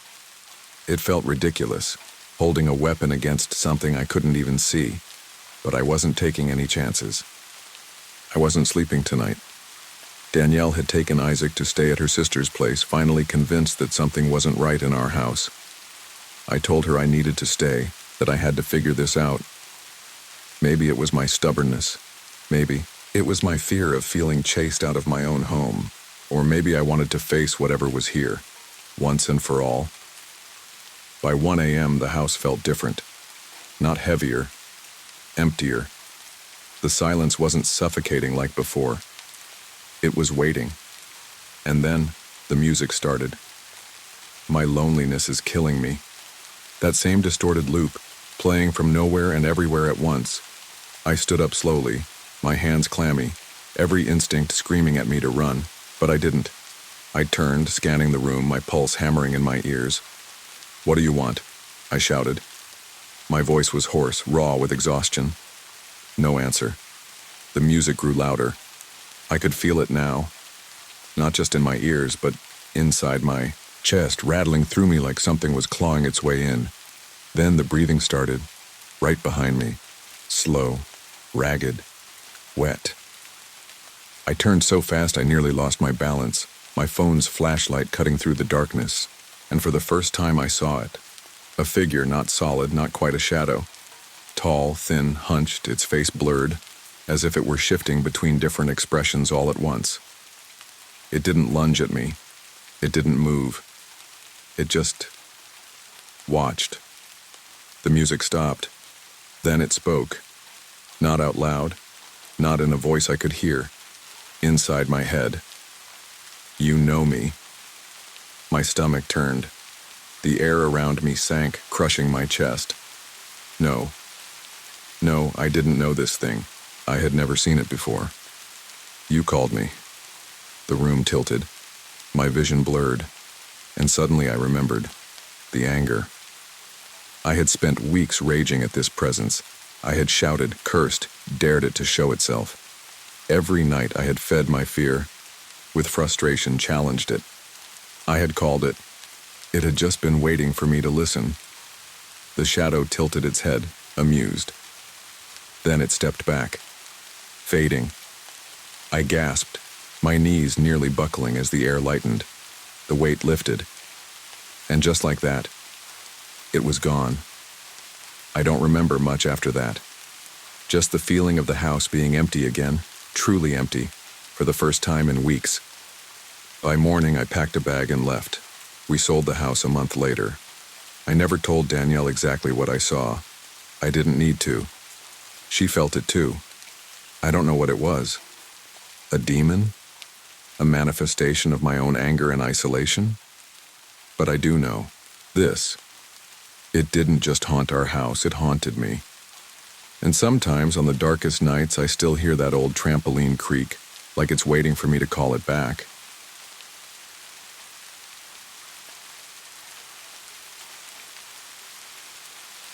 My name is Rachel Carter, and I grew up in a small, quiet town in southern Missouri. Life was simple back then. school, hanging out with friends, and spending weekends with my family. We lived in a modest two-story house on Willow Lane, a street lined with maple trees that turned bright orange every fall. The house wasn't anything special: 3 bedrooms, a small backyard, and a basement that my parents used for storage. It was the kind of place where you could hear the creak of footsteps on the stairs and the hum of the refrigerator in the kitchen. When I was 10 years old, things started to change. At first it was subtle, little moments that I didn't think much about at the time. The basement was where it all began. One evening, my mom asked me to grab some old photo albums from the basement.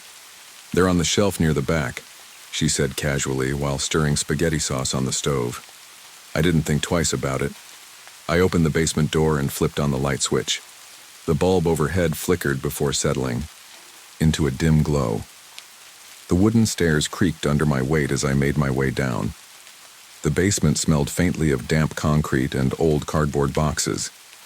It was cluttered with furniture we didn't use anymore, holiday decorations packed away in plastic bins, and stacks of magazines my dad refused to throw out. As I walked toward the shelves, I felt an odd chill in the air. It wasn't cold enough to see my breath, but it was noticeable, different from the warmth upstairs. I found the box of photo albums and picked it up, ready to head back upstairs. But as I turned to leave, something made me pause. It felt like someone was standing behind me. I glanced over my shoulder quickly, expecting to see my brother Jake, or maybe my dad playing a prank. There was no one there. The feeling didn't go away. It lingered like an itch I couldn't scratch. My heart started beating faster as I hurried back toward the stairs, gripping the box tightly in my arms. I climbed up quickly and shut the door firmly behind me. "Got them," I said to my mom as I handed her the box. "Thanks, sweetie," she replied without looking up from her cooking. I didn't mention what had happened in the basement. It seemed silly to tell her that I felt like someone was watching me in an empty room. Over the next few weeks, that uneasy feeling stayed with me whenever I thought about going down there again. My parents never mentioned anything strange about the basement. They treated it like any other part of the house. But for me, it became a place to avoid whenever possible. One day after school, Jake asked me to help him find his old baseball glove in one of the storage bins downstairs. "Come on," he said impatiently when I hesitated at the top of the stairs. "You can look for it yourself," I replied quickly. He rolled his eyes and went down alone while I stayed behind in the kitchen pretending to do homework. When he came back up 10 minutes later with his glove in hand, he didn't say anything about feeling weird or noticing anything unusual. That's when I started wondering if it was just me, if whatever was happening in that basement only affected me somehow. As time went on, little things began piling up, moments that seemed insignificant on their own but added up to something bigger when I thought about them later, like how sometimes when I passed by the basement door, I felt a chill even though there were no windows down there for drafts to come through. Or how certain sounds would echo faintly through the house at night, soft creaks and shuffles that couldn't be explained by old pipes or settling wood. I tried not to think too much about it because every time I did, it made me feel uneasy all over again. But deep down, I knew something wasn't right with that space, that there was more to it than just boxes and furniture collecting dust over time. And as much as I tried to ignore it back then, those feelings were only the beginning of what would become a much stranger chapter of my life. A chapter filled with questions no one else seemed able to answer.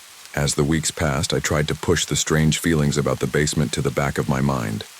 School kept me busy, and I focused on my classes, hanging out with friends and spending time with my family. But the unease lingered like a shadow, especially when I was home alone. One afternoon during history class, I sat at my desk, doodling in my notebook while Mr. Thompson droned on about the American Revolution. My eyes wandered around the room, landing on the window where sunlight streamed in, illuminating dust particles, floating lazily in the air. It was a typical day until something caught my attention, a flicker of movement near the back of the classroom. I turned my head slightly to see a dark figure standing just outside the door. It was a tall silhouette dressed in black, almost like a cloak. My heart raced as I squinted to get a better look. The figure seemed to shift slightly, but when I Blinked and looked again, it was gone. Rachel? Mr. Thompson's voice broke through my thoughts. Are you with us? I snapped back to reality and nodded quickly. Yes, sorry. Let's try to focus on the lesson, he said with a hint of annoyance. I glanced around at my classmates, but no one else seemed to have noticed anything unusual. They were all engaged in their work or chatting quietly among themselves.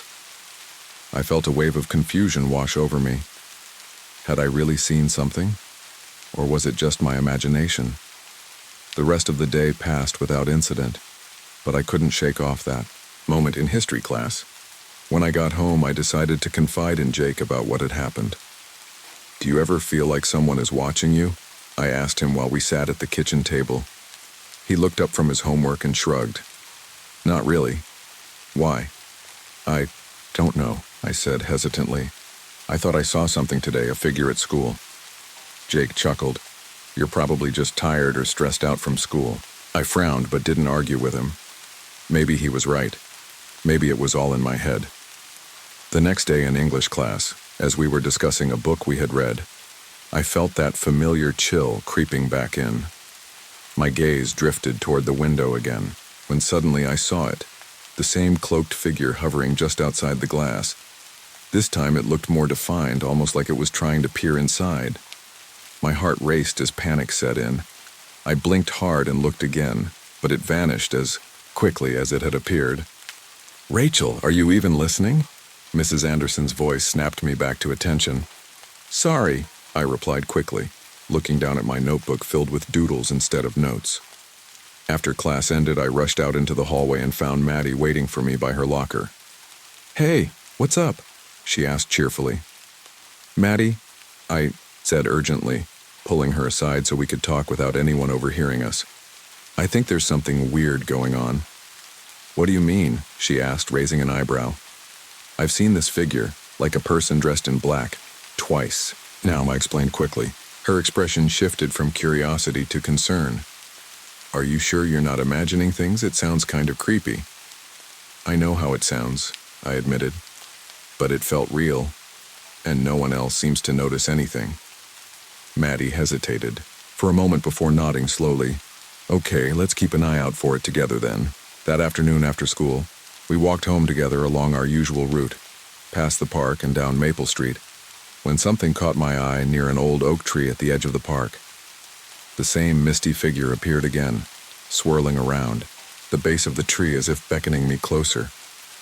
Maddie, I exclaimed, pointing toward it. What is it? She asked. Do you see that? She squinted but shook her head again.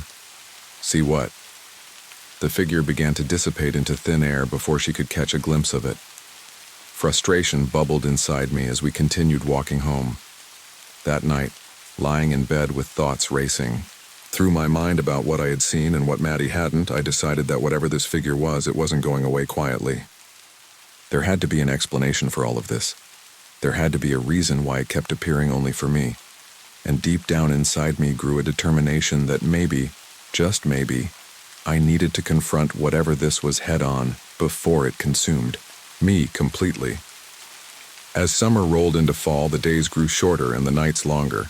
The leaves turned vibrant shades of orange and red, but the beauty of the season did little to lift the weight of unease I felt. The figure in black continued to haunt my thoughts, and I couldn't shake the feeling that something was off in our house. One Saturday afternoon, while my parents were out grocery shopping and Jake was at a friend's house, I found myself home alone. It was a perfect opportunity to catch up on some homework, but instead I felt restless. I wandered around the house, trying to distract myself from the growing sense of dread. I decided to make a snack in the kitchen. As I rummaged through the pantry for some chips, I heard a soft creaking sound coming from upstairs. It was faint but distinct, like someone was walking across the floorboards. My heart raced as I paused, listening intently. Hello? I called out, half hoping it was just Jake playing a prank on me. No response came. I shook my head and tried to dismiss it as my imagination. After all, houses make noises, settling sounds, creaks from old wood. But as I munched on my chips, the noise came again, this time louder and more pronounced. I sat, down my snack, and walked cautiously toward the staircase. Each step felt heavy as I climbed up to the second floor. The hallway was dimly lit by the afternoon sun filtering through the windows. Everything looked normal, just empty rooms and closed doors. As I reached my parents' bedroom, I noticed their door was slightly ajar. The creaking sound seemed to be coming from inside. My heart raced again as I approached the door, unsure of what I might find. "Mom? Dad?" I called out softly. When? There was no answer. I pushed the door open slowly and stepped inside. The room appeared untouched. Their bed was made neatly, and everything was in its place. Just as I turned to leave, a loud bang echoed from downstairs, a sound that made me jump. "What was that?" I whispered to myself. I rushed back down the stairs and into the living room. Everything seemed normal. The TV was off, and no furniture had moved. But then I heard it again, a soft shuffling noise coming from behind me near the front door. I turned around quickly but saw nothing there, just shadows dancing along the walls from the fading light outside. Feeling uneasy, I decided to check my phone for messages or missed calls, anything to distract me from what was happening around me. As I scrolled through my notifications, another noise startled me, a faint whispering sound that seemed to come from right behind me. I spun around again but found nothing out of place. Panic surged through me as my heart raced even faster. Now. "This is ridiculous," I muttered under my breath. Just then my phone buzzed with a text from Maddie. "Hey, did you want to hang out later?" I quickly replied that yes, I'd love to see her but needed to finish some homework first. As soon as I hit send, a loud crash echoed from the kitchen, like something heavy had fallen over. My stomach dropped as fear gripped me tightly. What is going on? I cautiously made my way toward the kitchen, each step feeling like an eternity. When I reached the doorway, I froze in shock at what I saw. A chair had toppled over near the table, and a few dishes had fallen off the counter onto the floor. "Hello?" I called out again, hoping for any sign that someone else might be there, with me. Silence answered back. I took a deep breath and stepped into the kitchen carefully. My eyes darted around for any signs of movement or life, but there was nothing except for the mess on the floor. As I bent down to pick up a plate that had shattered into pieces, my phone buzzed again, this time with a call from Maddie. "Hey," she said when I answered quickly. "Are you okay? You sound weird." "I'm fine," I said hastily, trying to sound casual despite my racing heart. "Just, things are making strange noises at home." "Like what?" she asked curiously. "I don't know," I replied honestly. It feels like someone is here when no one is." Maddie paused for a moment before speaking again. "Do you want me to come over?" "Yes," I said without hesitation. "Please." After hanging up with her, I felt both relieved and anxious at the same time. Maybe having someone else there would help ease my mind, or at least distract me from whatever was happening in our house. As night fell and shadows crept into every corner of our home, one thing became clear. Whatever presence lingered in our house wasn't finished yet, and neither was my search for answers about what it wanted from me. When Maddie arrived, I felt a rush of relief. She was my best friend, and having her there made the house feel a little less eerie. I opened the door and she stepped inside, her eyes scanning the dimly lit hallway. "Hey, what's going on?" she asked, her voice brightening the atmosphere. "I don't know," I replied, leading her to the living room. "But things have been really strange lately. I keep hearing noises and seeing things." Maddie raised an eyebrow. "Like what?" I hesitated for a moment, unsure of how to explain everything without sounding crazy. "I saw a figure in black at school, and then I heard whispers and noises at home. Just now, a chair fell over in the kitchen." Her eyes widened slightly. "That's creepy. Have you told your parents?" "No," I admitted. "They'd probably just say it's my imagination or that I'm stressed out about school." Maddie nodded, understanding my hesitation. "So what do you want to do?" "I thought maybe we could try to figure out what's going on," I suggested. "I mean, if something is here, we should at least try to understand it." "Okay," she said with a determined look. "Let's do it." We decided to start by checking out the mirror in my room, the one where I had seen the girl in white before. As we walked upstairs, I felt a mix of excitement and anxiety.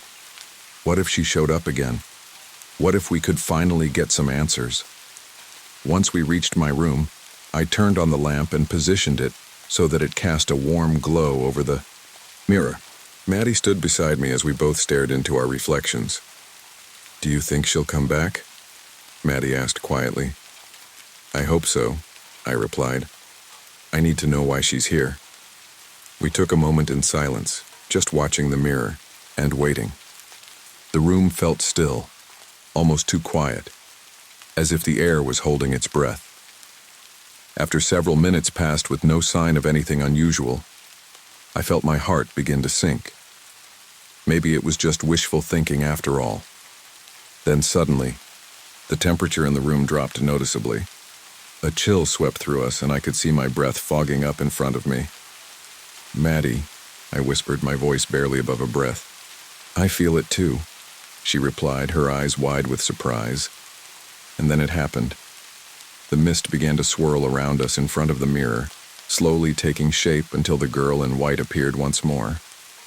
Her long hair framed her pale face, and her expression was filled with sadness. "Please, help me," she whispered again. "What do you need?" I asked urgently, feeling more determined than ever to understand her presence. She looked directly at me but didn't respond immediately. Instead, she pointed toward something behind her, something that remained hidden from view. "What are you trying to show us?" Maddie asked softly. The girl's form flickered slightly as if she were struggling against something unseen once again. "I won't do it again," she repeated with desperation in her voice. "Do what?" I pressed, feeling frustrated by her lack of clarity. Just then, the mist around her thickened and began to swirl violently as if caught in a storm. The girl's image wavered before fading away completely, leaving us staring at our reflections once more. Just two girls standing in front of a mirror. "What just happened?" Maddie breathed out, looking shaken. "I don't know," I admitted, feeling defeated yet more determined than ever to find answers. "But whatever this is, it feels important." We sat on my bed for a moment in silence as we processed what had just occurred. The girl had come back but hadn't given us any clear answers, only more questions. "Maybe we need to find out more about this house," Maddie suggested suddenly. "There might be something in its history that explains why she's here." "That's a good idea," I agreed quickly. "We can look up old records or talk to neighbors who have lived here longer than we have." As we began brainstorming our next steps, one thing became clear. This was far from over. Whatever was happening with the girl in white and the figure I had seen was tied to something deeper, something that needed our attention before it was too late. With newfound determination fueling us both, we set out on a mission to uncover the truth behind these mysterious occurrences that had invaded our lives and hopefully find a way to help the girl who seemed so desperate for assistance. The next day, Maddie and I met at the local library after school. The library was a small brick building with tall windows and shelves filled with dusty books. It had always been one of my favorite places, but today it felt like a treasure trove of secrets waiting to be uncovered. As we entered, the familiar smell of old paper and polished wood surrounded us. We headed straight to the history section, where I hoped to find something, anything that could explain the girl in white and the strange happenings in our house. Maddie grabbed a book titled Haunted Places in Missouri from the shelf. "This might have some information about spirits or ghosts in our area," she suggested. I nodded and pulled out another book about local history. We settled into a quiet corner at a table, flipping through pages filled with stories of old houses, ghost sightings, and unexplained phenomena. "Look at this," Maddie said, pointing to a passage. "It mentions a girl who used to live in a house just like yours. She disappeared under mysterious circumstances." My heart raced as I read further. The story detailed how the girl had been seen wandering around her old home long after she was gone. People reported seeing her in mirrors and hearing her whispers late at night. "Do you think it could be her?" I asked, feeling chills run down my spine. "Maybe. Maddie replied thoughtfully. But we need more details. Let's check the archives for any old newspaper articles about your house. We spent the next hour digging through files and old newspapers, searching for anything that might connect to my home or the girl in white. Finally, we struck gold. A yellowed article from over 30 years ago that mentioned a family living in our house who had lost their daughter under tragic circumstances. She went missing one night during a storm. I read aloud, my voice trembling slightly. Despite extensive searches, she was never found. Maddie looked at me wide-eyed. This has to be connected. Maybe she's trying to reach out for help because she never got closure. What do we do now? I asked, feeling overwhelmed by the weight of this discovery. We need to confront whatever is keeping her here, Maddie said firmly. We have to let her know we're here to help. That evening, we prepared for what would be our final confrontation with the girl in white. We gathered candles, some sage for cleansing, and our list of questions we had written before. As night fell and shadows crept into my room, we sat up in front of the mirror once more. Are you ready? Maddie asked quietly as she lit the candles. I nodded, feeling a mix of fear and determination. Let's do this. We sat cross-legged on the floor in front of the mirror, the flickering candlelight casting dancing shadows on the walls. I took a deep breath and spoke clearly, into the stillness of the room. If you can hear us, we want to help you, I said firmly. Please show yourself. Moments passed without any sign of her presence. Just as doubt began creeping back in, the air grew cold again, and the mist began swirling around us once more. The girl in white appeared before us, looking just as she had before, sad but hopeful. Please, help me, she whispered again. We know your name is Emily, I said gently. We know what happened to you. Her eyes widened slightly as she listened intently. You don't have to be alone anymore, Maddie added softly. We want to help you find peace. Emily pointed toward something behind her again, something unseen that still held her back. What do you want us to do? I asked urgently. Let me go, she whispered, tears glistening in her eyes. I felt a rush of understanding wash over me. She needed release from whatever was binding her spirit to this world. We will help you move on, I promised sincerely. You don't have to stay here anymore. As I spoke those words, I felt an overwhelming surge of energy fill the room. The air crackled with electricity as if something significant was about to happen.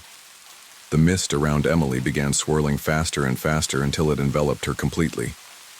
Her form flickered like a candle flame caught in a gust of wind. Thank you, she whispered one last time before fading into nothingness. The room fell silent as the mist dissipated entirely. Maddie and I sat there for several moments in stunned silence, processing what had just happened. I think we did it, Maddie said quietly, breaking the silence.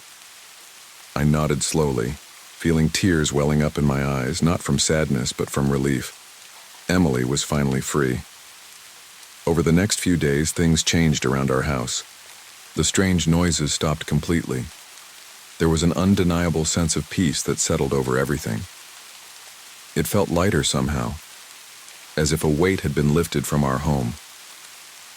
As time passed and life returned to normalcy, I often thought about Emily and how we had helped her find closure after all those years. It was an experience that would stay with me forever, a reminder that sometimes facing our fears can lead to unexpected healing. And even though I never saw Emily again, or felt her presence lingering in our home, I knew that she was finally at peace, and so was I.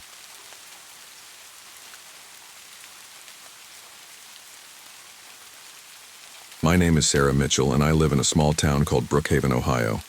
It's the kind of place where everyone knows each other, and life moves at a slower pace. The streets are lined with modest houses, and the town square has a diner, a hardware store, and a church that serves as the heart of the community. For most of my life, things were simple and predictable, but everything changed when my dad was diagnosed with cancer. He had always been the strongest person I knew, a mechanic who could fix anything, and a father who always made time for me no matter how busy he was. When the doctors told us it was stage 4 lung cancer, It felt like the ground had been ripped out from under me. I was 23 at the time, working part-time at the local diner while trying to figure out what I wanted to do with my life. When Dad got sick, I quit my job to take care of him full-time. Money was tight, so I started working at Brookhaven Community Church as a secretary. It wasn't much, but it helped pay the bills and gave me a sense of purpose during those difficult days. The church was an old brick building with tall stained glass windows that cast colorful patterns on the pews when the sunlight hit them, just right. It was quiet most days, except for Sunday services or Bible study nights. My job was simple: answering phones, organizing paperwork, and helping Pastor Tom with whatever he needed. Taking care of Dad wasn't easy. His treatments left him weak and in pain, and I spent most nights by his side, making sure he had everything he needed. Watching someone you love suffer like that is a kind of heartbreak that's hard to put into words. But I didn't have time to dwell on it. I had to be strong for him. The church became my refuge during this time. When I wasn't at home or at the hospital with Dad, I was there, surrounded by its quiet stillness. It gave me a sense of peace, or at least distraction, from everything going on in my life. But as the weeks went by, I started noticing strange things I couldn't explain. At first it was small. A flicker of movement out of the corner of my eye while I was alone in one of the classrooms, or the sound of faint whispers when no one else was around. One night after a long day at work and caring for Dad, I came home, exhausted, and collapsed onto my bed without bothering to change out of my clothes. As soon as I closed my eyes, I felt an overwhelming pressure on my chest. My eyes flew open, but I couldn't move. I couldn't even speak. It felt like something heavy was pinning me down. I tried to scream, but no sound came out. My heart raced as panic set in. Then, just as suddenly as it started, the pressure lifted and I could move again. I sat up, gasping for air, my hands trembling. I told myself it was just sleep paralysis, a common phenomenon caused by stress, but deep down it felt like something more than that. Something darker. I didn't mention it to anyone, not Dad or Pastor Tom, because what could I say? That I felt like something was watching me. That wouldn't help anyone, not Dad in his condition or me trying to hold everything together. But that night marked the beginning of something much stranger than I could have imagined, and something far more terrifying than stress or exhaustion could explain.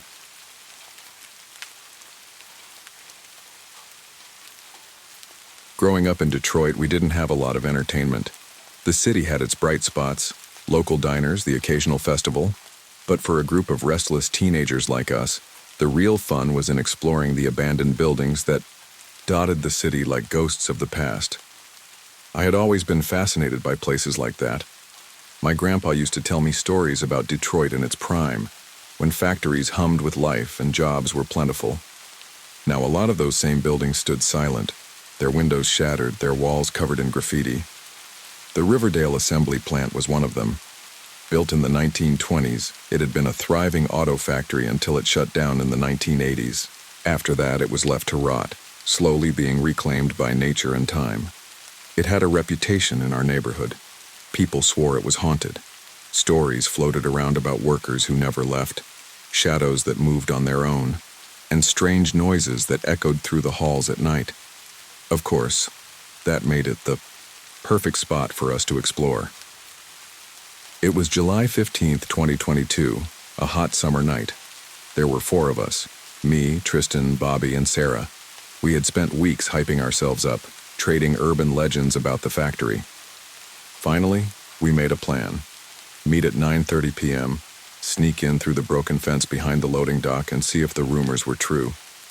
I didn't believe in ghosts, but I believed in good stories.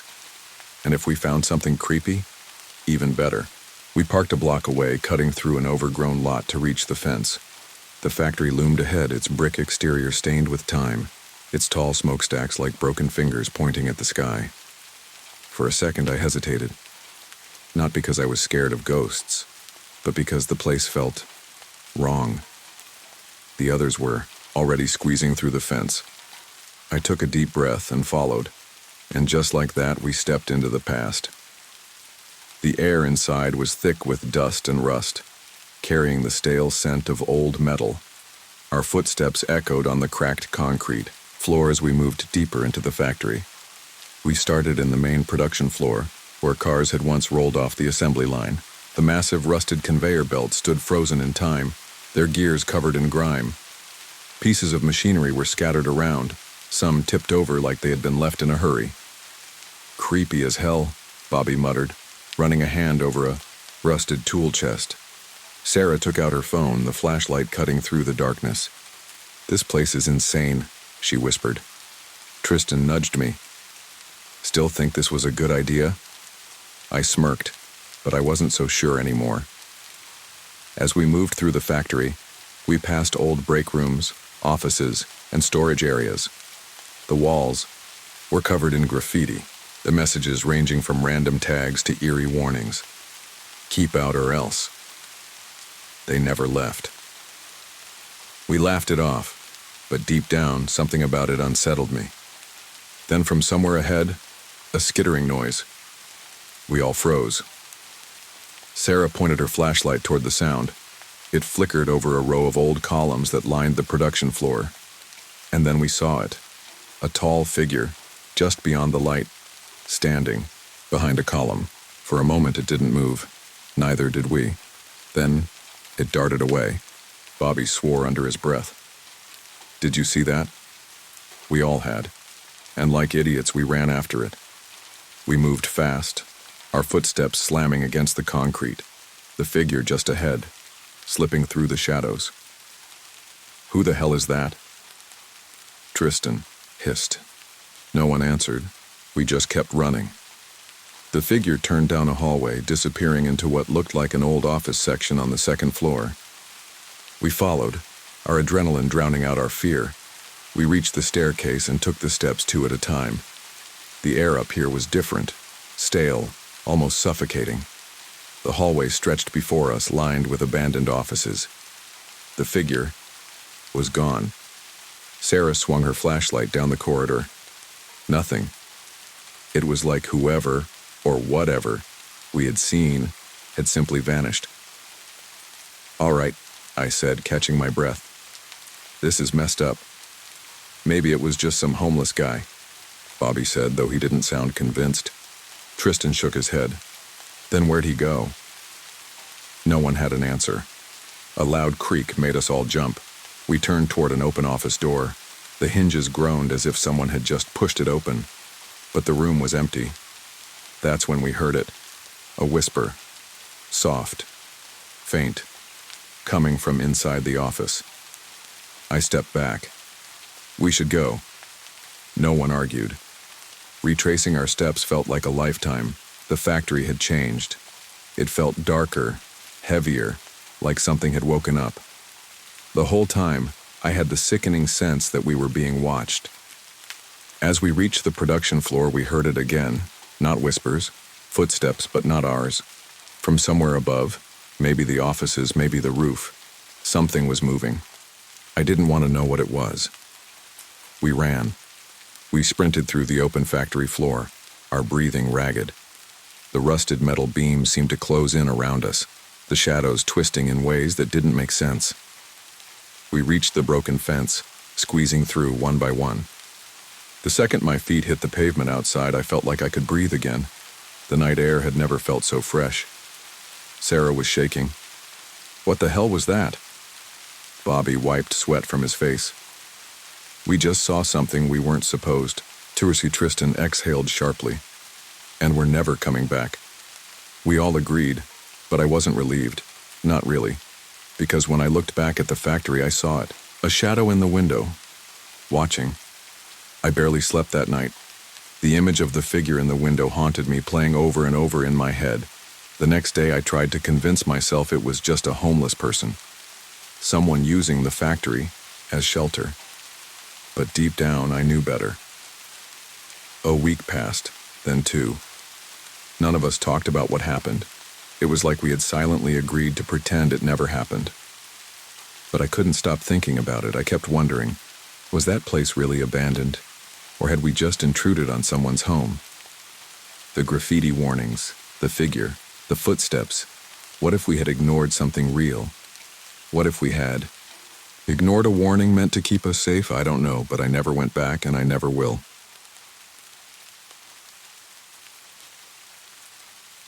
My name is Sarah Mitchell, and I grew up in a small town in Ohio called Maplewood.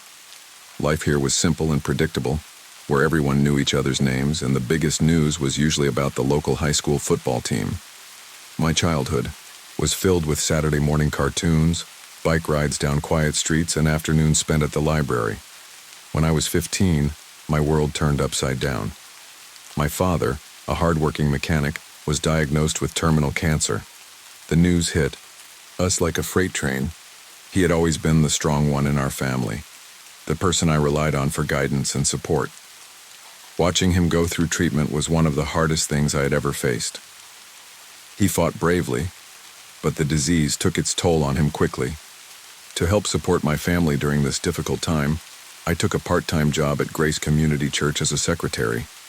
It wasn't much, but it helped pay the bills and allowed me to be around people who offered comfort and support.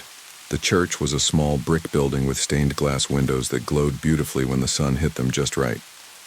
It was a place of solace for many in our town, including me. My days were filled with organizing events, answering phones, and helping prepare for Sunday services. The routine kept me busy and distracted from the reality of my father's condition. But as the weeks turned into months, I started to notice strange occurrences around me, things that made me question my own sanity. One evening, after a long day at work, I returned home to find my dad asleep in his chair in the living room. The TV flickered softly in the background, casting shadows across the room. I tiptoed past him to my bedroom, feeling exhausted yet restless. That night, as I lay in bed staring at the ceiling, I felt an overwhelming heaviness settle over me. It was as if the weight of everything, my father's illness, my responsibilities, was pressing down on my chest. Suddenly, I felt paralyzed. I couldn't move or speak. It felt like something unseen was holding me down. I struggled against it but couldn't break free until it suddenly lifted, leaving me gasping for air. My heart raced as I sat up in bed, trying to convince myself it was just a nightmare or sleep paralysis, a common occurrence that could happen when you were overly stressed. But deep down, I knew it felt different. The next day at church, while sorting through old files in one of the classrooms, I heard faint tapping noises coming from behind me. At first, I thought it might be someone knocking on the door or perhaps one of the kids playing outside. "Hello?" I called out hesitantly. Silence answered back. I shrugged it off as nothing more than an old building settling or maybe even a draft from an open window. But as I continued working, the tapping grew louder, insistent, like someone was trying to get my attention. "Is anyone there?" I asked again, feeling a chill creep up my spine. Still nothing. Then came that familiar dizziness again. The room began to spin around me until everything went black. When I came to, I found myself standing in an unfamiliar hallway that stretched endlessly in both directions. The air felt thick and heavy with silence except for distant footsteps echoing somewhere behind me. I turned slowly but saw nothing, just shadows flickering along walls illuminated by dim light coming from nowhere in particular. Then came another sound, the creak of a door swinging open, followed by slow footsteps approaching steadily toward where I stood frozen in place. A tall, shadowy figure emerged from the darkness, a shape too vague to be human yet unmistakably present, and began moving closer toward me with deliberate intent.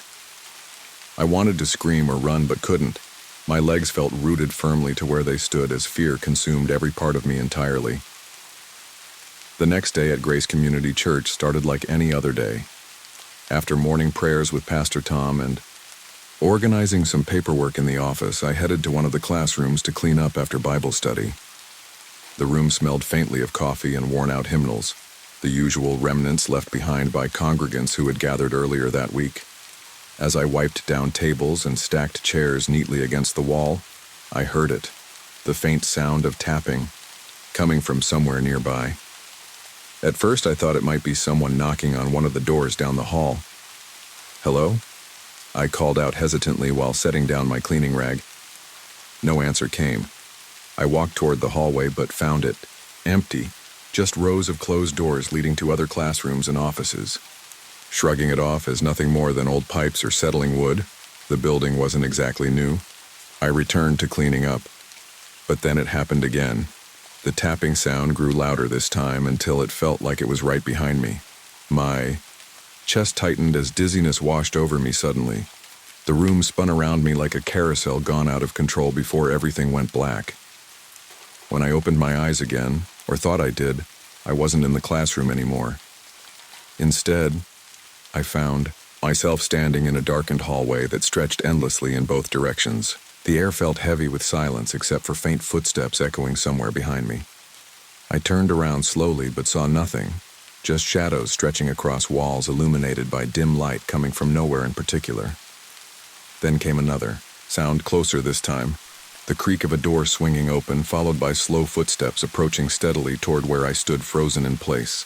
A tall, shadowy figure emerged from the darkness, a shape too vague to be human yet unmistakably present, and began moving closer toward me with deliberate intent. I wanted to scream or run, but couldn't. My legs felt rooted firmly to where they stood as fear consumed every part of me entirely. The days following my unsettling experience in bed were a blur of worry and exhaustion. I tried to maintain a sense of normalcy, focusing on my responsibilities at the church and caring for my dad, but the fear lingered like a shadow, creeping into my thoughts when I least expected it. One afternoon, I was at Brookhaven Community Church preparing for a Bible study session later that evening. The sun streamed through the stained glass windows, casting colorful patterns on the wooden floor. I found solace in the familiar setting, but even the church couldn't fully ease my anxiety. As I organized chairs in one of the classrooms, I heard a faint tapping sound coming from the hallway. At first, I dismissed it as nothing, perhaps a branch brushing against the window or someone walking by. But then it came again, louder this time, echoing in the quiet space. "Hello?" I called out hesitantly, half expecting someone to respond. Silence. I stepped into the hallway, peering around to see if anyone was there. The corridor was empty, just rows of closed doors leading to other classrooms and offices. A shiver ran down my spine as I turned back toward the classroom, trying to shake off the feeling that something was off. After setting up for Bible study, I returned to my desk in the office to finish some paperwork. My mind wandered back to the tapping noise. Was it just my imagination, or was something else going on? Later that evening, as congregants began arriving, for Bible study I pushed aside my unease and focused on welcoming them. Pastor Tom led the session, and his calm demeanor helped ease some of my anxiety. But as we sat together in prayer and discussion, I couldn't shake the feeling that something was watching me from the shadows. After everyone left and the church fell quiet again, I decided to stay behind and tidy up. As I cleaned up the last remnants of coffee cups and snack wrappers, I heard it again, the tapping sound, this time coming from one of the classrooms down the hall. My heart raced as I hesitated for a moment. Should I investigate? What if it was just an animal or some loose equipment? But curiosity got the better of me. I grabbed a flashlight from my bag and walked cautiously toward the source of the noise. As I approached the classroom door, I felt a chill in the air that made me shiver despite wearing a sweater. The tapping continued, steady and rhythmic, as if someone were knocking lightly on the inside of the door. "Is anyone there?" I called out again, trying to sound brave even though my voice trembled slightly. No answer came. I took a deep breath and pushed open the door slowly. The room was dark except for a sliver of moonlight streaming through the window. My flashlight beam cut through the darkness as I scanned the room. Nothing seemed out of place, just empty chairs and tables stacked against one wall. But then I noticed something strange. A shadow flickering near the back corner of the room. I froze, heart pounding in my chest as fear washed over me. The shadow seemed to shift and move as if it were alive. "Hello?" I called out again, but my voice felt small in that vast emptiness. Just then, without warning, a loud bang echoed through the room as one of the chairs toppled over on its own. Panic surged through me as adrenaline kicked in. Instinctively, I turned to run back toward the door, but before I could reach it, something cold brushed against my arm, a sensation so chilling it made me gasp. My flashlight flickered erratically before dying completely, plunging me into darkness. "Please," I whispered desperately into the void. "Leave me alone." In that moment of sheer terror, everything went silent. The tapping stopped. Even the shadows seemed to retreat from view. My heart raced as I stood frozen in place, trying to catch my breath amidst overwhelming fear. Then came another sound, a soft whisper that echoed around me like wind rustling through leaves. "Help." The word hung in the air like an unanswered question. It wasn't threatening. Instead, it felt like a plea, a cry for help from somewhere deep within this darkness. Gathering every ounce of courage left inside me, I took a step forward into that darkness, ready to confront whatever was waiting there.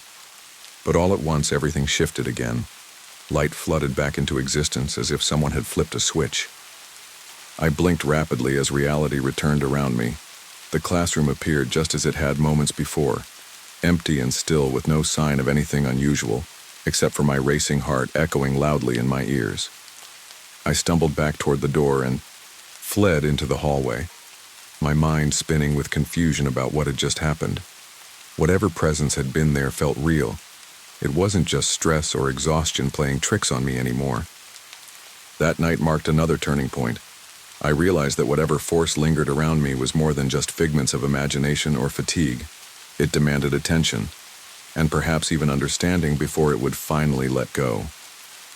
The following days dragged on, each one feeling heavier than the last. I tried to convince myself that the strange occurrences were just figments of my imagination, stress manifesting in bizarre ways. But deep down, I knew something was wrong. The tapping at the window continued, and the shadowy figures seemed to grow bolder, lurking just out of sight.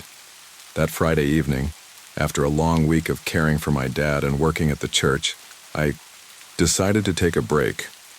I invited Maddie, my best friend since childhood, over for a movie night. We hadn't spent time together in weeks, and I thought it would be good for both of us to unwind. Maddie arrived with a bag of popcorn and a stack of DVDs. "I brought your favorite," she exclaimed as she flopped down on the couch beside me. "Thanks. I really needed this," I said, forcing a smile, even though my mind was still clouded with worry. As we settled in for the night, I tried to push aside my fears and focus on the movie. We laughed and joked as we watched, but every creak of the house made me jump. The familiar tapping noise returned intermittently throughout the film, but this time I had Maddie there to distract me. "Did you hear that?" I asked nervously during a particularly quiet moment in the movie. "Hear what?" she replied, looking at me with concern. "The tapping," I said, glancing toward the window. "It's been happening a lot lately." Maddie frowned. "You should probably check it out. It might just be a branch or something." I hesitated but nodded. "Okay, let's go look." We paused the movie and walked over to the window together. The moonlight illuminated the yard outside, casting long shadows across the grass. As I pulled back the curtain, my heart raced. There was nothing there, just darkness and the faint rustle of leaves in the breeze. "See? Nothing to worry about," Maddie said lightly, trying to ease my tension. "Yeah, maybe," I replied, though I couldn't shake the feeling that something was off. After we returned to the couch and resumed watching our movie, I felt a sudden chill in the air that made me shiver. It wasn't cold enough for winter coats yet. It was early fall, in Ohio. But this chill felt different, unnatural. "Are you cold?" Maddie asked, noticing my discomfort. "A little," I admitted, wrapping my arms around myself as if that would help ward off whatever was creeping into my space. As we continued watching, I felt my eyelids growing heavy. The exhaustion from caring for Dad and dealing with everything else caught up with me. Just as I began to drift off, a loud bang echoed through the house, a sound so jarring it jolted me awake. "What was that?" Maddie exclaimed, sitting up straight. "I don't know," I said, panic rising in my chest. Again, it came from upstairs. "Let's go check it out," she suggested bravely. I nodded reluctantly, but knew we had to investigate. We crept cautiously up the stairs, each step creaking beneath our weight. As we reached the landing, another loud crash echoed from my bedroom, this time sounding like something heavy had fallen over. My heart raced as we approached my door. "Are you ready?" I whispered to Maddie. "Ready as I'll ever be," she replied with a nervous smile. I opened the door slowly and peered inside. My room looked exactly as it had before, except for one thing. My desk chair was knocked over on its side as if someone had been sitting there before getting up abruptly. "What happened?" Maddie asked, stepping inside behind me. "I don't know," I said breathlessly as we both moved closer to inspect it. It wasn't like this when we left. Just then, a cold gust of wind swept through the room despite all windows being closed tight. Papers flew off my desk and scattered across the floor like leaves caught in a storm. "Maddie!" I shouted as fear surged through me again. "We need to get out of here!" We turned to leave when suddenly a dark shadow appeared near my bed, a figure looming ominously just beyond reach. It felt like time froze as we stood frozen in place. Fear coursed through our veins like ice water. "Who are you?" Maddie called out bravely despite her trembling voice. The figure didn't respond but seemed to grow larger and more defined with every passing second, a dark silhouette against the dim light filtering in from outside. In that moment of sheer terror, something shifted within me. A surge of defiance rose up against this presence that had haunted me for so long. "Leave us alone," I shouted fiercely. "You're not welcome here." As soon as those words left my lips, an overwhelming wave of warmth enveloped me like sunlight breaking through clouds after a storm. It felt powerful and protective all at once. The shadow flickered violently before dissipating completely into nothingness. Breathless and shaken but relieved beyond measure, I turned to Maddie, who looked equally stunned yet relieved too. Together we stepped back into reality where fear no longer held sway over us. At least not tonight. But deep down inside me lingered questions about what this presence wanted from me and why it seemed so determined to make itself known. After Maddie and I fled my room that night, I couldn't stop thinking about the shadowy figure. It wasn't just the fear of what I'd seen. It was the feeling of intent behind its presence, as though it wasn't just there to scare me, but to communicate something. Maddie tried to reassure me as we sat in the living room, sipping tea and avoiding the topic altogether. But even she couldn't deny what we'd both witnessed. "You're sure your dad hasn't noticed anything strange?" Maddie asked, her voice low. I shook my head. "No, he's been too sick to notice much of anything. And honestly, I don't want to burden him with this. He's already dealing with enough." Maddie nodded, her expression thoughtful. "Maybe you should talk to Pastor Tom again. He might have some advice." I considered it, but hesitated. Pastor Tom had already suggested prayer and protective measures, and while they seemed to help temporarily, the presence always returned, stronger each time. What if this was something that couldn't be prayed away? That night, after Maddie left, I sat on the edge of my bed staring at the window. The house was quiet except for the faint hum of the refrigerator downstairs and the occasional creak of the old wooden floors. My dad was asleep in his room down the hall, his soft snores, a comforting reminder that I wasn't entirely alone. I told myself I wouldn't let fear control me anymore. Whatever this thing was, it thrived on my terror, and I refused to give it that power. But as midnight approached, the familiar tapping began again, soft at first, then louder and more insistent. Tap, tap, tap. My chest tightened as I turned toward the window. The blinds were drawn shut, but I could see faint movement behind them, something shifting back and forth in the moonlight. "Not again," I muttered under my breath. Gathering every ounce of courage I had left, I stood up and walked toward the window. My hands trembled as I reached for the cord to pull up the blinds. As soon as I did, my breath caught in my throat. There was nothing outside, just darkness and the faint outline of trees swaying in the breeze. But then from behind me came another sound, a low creak like someone stepping on one of the loose floorboards near my door.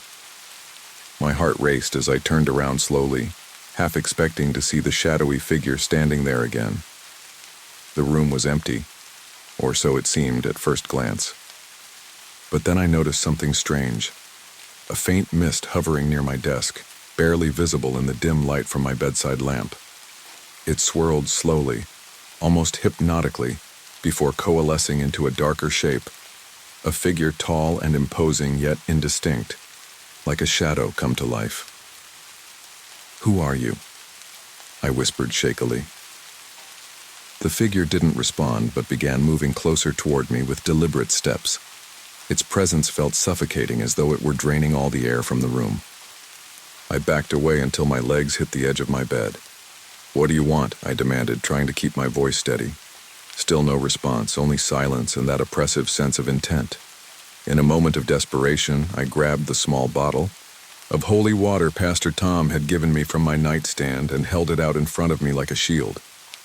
"In the name of God," I said firmly, though my voice trembled slightly, "leave this place. You're not welcome here." The figure hesitated for a moment before letting out a low growl, a sound that seemed to reverberate through my entire body. Then it began to dissolve into mist once more before vanishing completely. The room fell silent again, except for my own ragged breathing. I sat on the bed for what felt like hours, clutching the bottle of holy water tightly in my hands and staring at the spot where the figure had been moments earlier.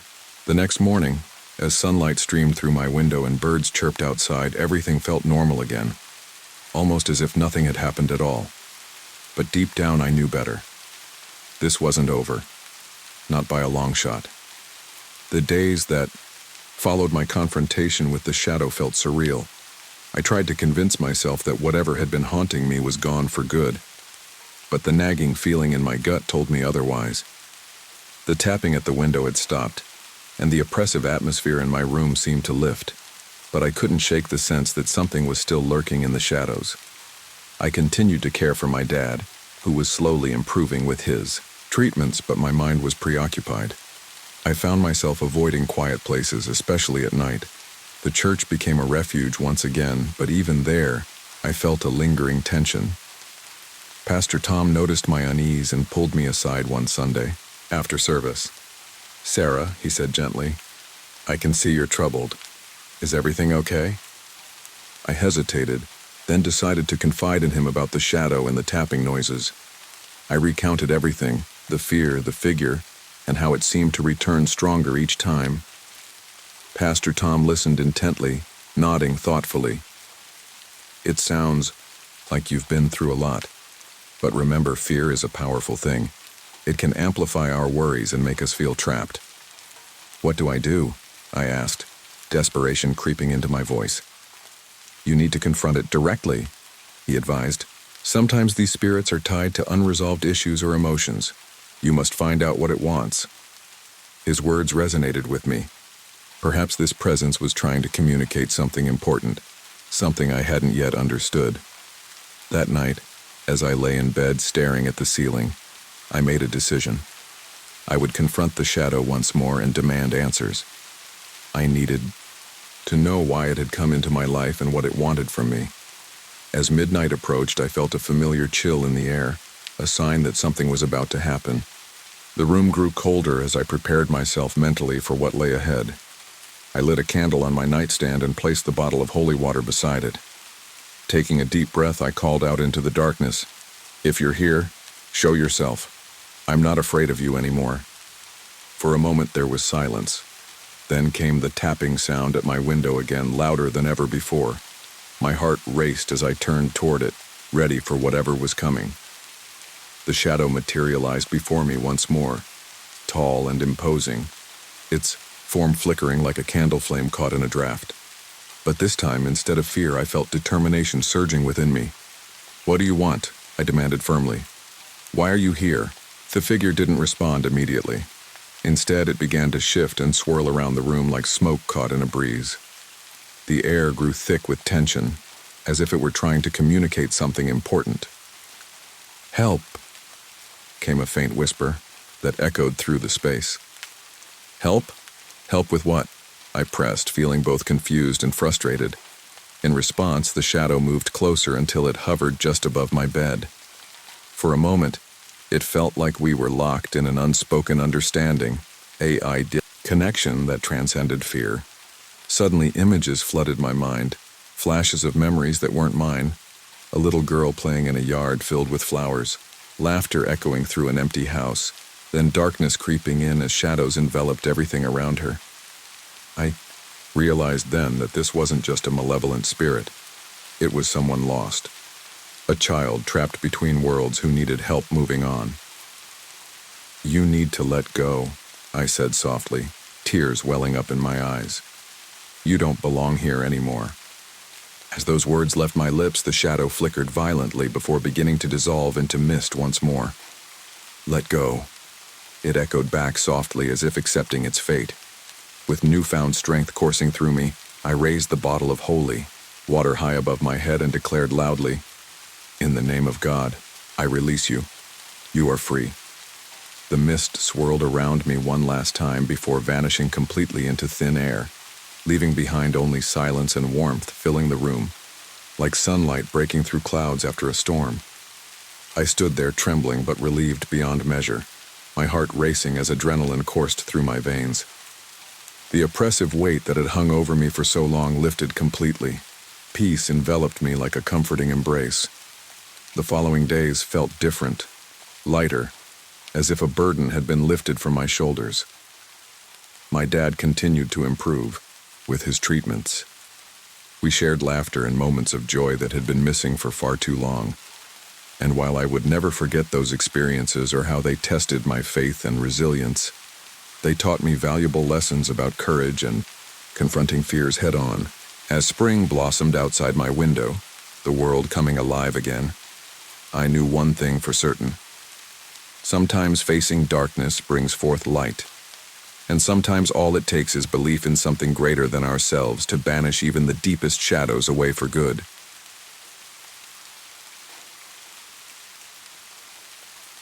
It all started on a chilly March evening in 2025. Detroit streets were quiet, the kind of quiet that made you feel like the city was holding its breath. I was sitting in my small apartment on Jefferson Avenue when Gavin called. Gavin was always the adventurous one, the guy who could convince you to do something you'd never consider on your own. His voice crackled over the line with excitement. "Tristan, you're not gonna believe this," he said. "I found something incredible." I sighed, already wary. "What is it this time, Gavin?" "There's this old factory, Riverdale Assembly. It's been abandoned for decades. They used to make cars there back in the 1920s. People say it's haunted." "Haunted?" I repeated, rolling my eyes. "And you want to go there?" "Not just me," Gavin said quickly. "Bobby and Sarah are in. Come on, man, it'll be fun." I hesitated. The idea of exploring an abandoned factory didn't exactly scream fun to me, but Gavin had a way of making even the most ridiculous plan sound appealing. Plus, Sarah would be there, and I wasn't about to let her think I was too scared to go. "Fine," I said finally. "When?" "Tonight," Gavin replied, his grin practically audible through the phone. "I'll pick you up at 8. By the time Gavin's beat-up truck pulled up outside my building, I was already regretting my decision. Bobby was in the passenger seat, his lanky frame barely fitting in the cramped cab, and Sarah was in the back, bundled up in a thick coat and scarf. "You ready for this?" she asked as I climbed in beside her. "Not really," I admitted, and she laughed, a warm, melodic sound that made me feel a little less anxious. The drive to Riverdale Assembly took about 20 minutes. The factory loomed ahead of us like a sleeping giant, its broken windows glinting faintly in the moonlight. The chain-link fence surrounding it was rusted and sagging, with a gap near, the corner big enough for us to slip through. "This place is huge," Bobby said as we stood outside staring up at the hulking structure. "Yeah," Gavin agreed, his eyes shining with excitement. "Let's do this." We ducked through the fence and stepped onto the cracked pavement of what had once been a bustling parking lot. The air felt colder here, heavier somehow, as if the factory itself was watching us. The main entrance was boarded up, but Gavin found a side door that had been pried open just enough for us to squeeze through. Inside, the darkness swallowed us whole. The beam from Gavin's flashlight cut through the gloom, revealing a cavernous production floor littered with debris, rusted machinery, broken glass, and scraps of paper that fluttered eerily in the draft. "This place is insane," Sarah whispered. We moved cautiously through the space, our footsteps echoing off the high ceilings. Graffiti covered nearly every surface, some of it crude or nonsensical, but one message stood out: "Keep out or else." "Well, that's not ominous at all," Bobby muttered. "Relax," Gavin said with a grin. "It's just kids messing around." Still, I couldn't shake the feeling that we weren't alone. Every creak of metal or distant drip of water made my heart race. As we explored further, through narrow corridors and into what must have once been a break room, I couldn't help but wonder what stories these walls would tell if they could talk. By the time we reached a staircase leading to the second floor, my nerves were frayed. But Gavin was undeterred. "Come on," he said, already halfway up the steps. "The offices are up here." I glanced at Sarah, who gave me a small shrug, before following him. Bobby and I exchanged uneasy looks but trailed after them anyway. The second floor was even more unsettling than the first. Rows of empty offices with shattered windows and overturned desks. And then we heard it, a faint skittering sound coming from somewhere ahead of us. "What was that?" Sarah whispered. Before anyone could answer, I saw it, a tall figure darting behind one of the columns at the far end of the hallway. "Did you see that?" I hissed. "See what?" Gavin asked. "There was something over there." Gavin shone his flashlight toward where I'd pointed, but there was nothing there now. "You're imagining things," he said dismissively. But I wasn't so sure. The air was thick with tension as we stood in the dimly lit office space, and I could feel my heartbeat echoing in my ears. Gavin's flashlight flickered nervously as he scanned the area, and I couldn't shake the feeling that we were being watched. "Let's just keep moving," Bobby suggested, his voice barely above a whisper. "Yeah, let's get out of here," Sarah added, her eyes darting around, but Gavin was already moving forward, drawn by some unseen force. "We can't leave now, we have to see what that was." I hesitated, glancing back toward the column where I had seen the figure. It felt like a bad idea to follow him, but the urge to stay with the group outweighed my instincts. "Fine," I muttered, trailing behind them. As we ventured deeper into the maze of offices, the skittering sound returned, this time louder and more distinct. It echoed off the walls, bouncing around us like a taunting ghost. My skin prickled as I strained to listen. "Did you hear that?" I asked, my voice trembling slightly. "Yeah," Gavin said, his bravado faltering for a moment. "It's probably just rats or something." "Rats don't make sounds like that," Sarah countered, her voice shaky. We reached a corner office with shattered glass windows that overlooked the production floor below. The view was surreal. It felt like stepping into a time capsule of decay and neglect. But before we could take it all in, a loud crash echoed from somewhere behind us. "What was that?" Bobby exclaimed, his eyes wide with fear. "I don't know," Gavin said, his bravado slipping away as he turned to face the noise. "Let's check it out." "Are you insane?" I shot back. "We should leave." But Gavin was already moving back down the hallway toward the sound. Against my better judgment, I followed him with Sarah and Bobby close behind. As we approached the source of the noise, I felt an electric charge in the air, the kind you get before a storm. The corridor narrowed, and shadows danced on the walls as Gavin's flashlight flickered ominously. Suddenly, we heard a low growl echo through the darkness. "Okay, this is officially too creepy," Sarah whispered, her voice quivering. Just then, something darted across our path, too fast to identify. My heart raced as I instinctively grabbed Sarah's arm. "There! Did you see that?" I pointed down the corridor where I thought I'd seen movement. Gavin turned his flashlight in that direction again, but found nothing. "It's just your imagination," he insisted, though his voice lacked confidence. Before anyone could respond, another loud crash erupted from behind us, a metal clang that sent us all jumping back in fright. "Run!" Bobby shouted suddenly. his instincts kicking in as he bolted down the corridor. Without thinking twice, we all took off after him. Adrenaline surged through me as we raced back toward the staircase. My mind was a whirlwind of thoughts. What had we seen? What had made that noise?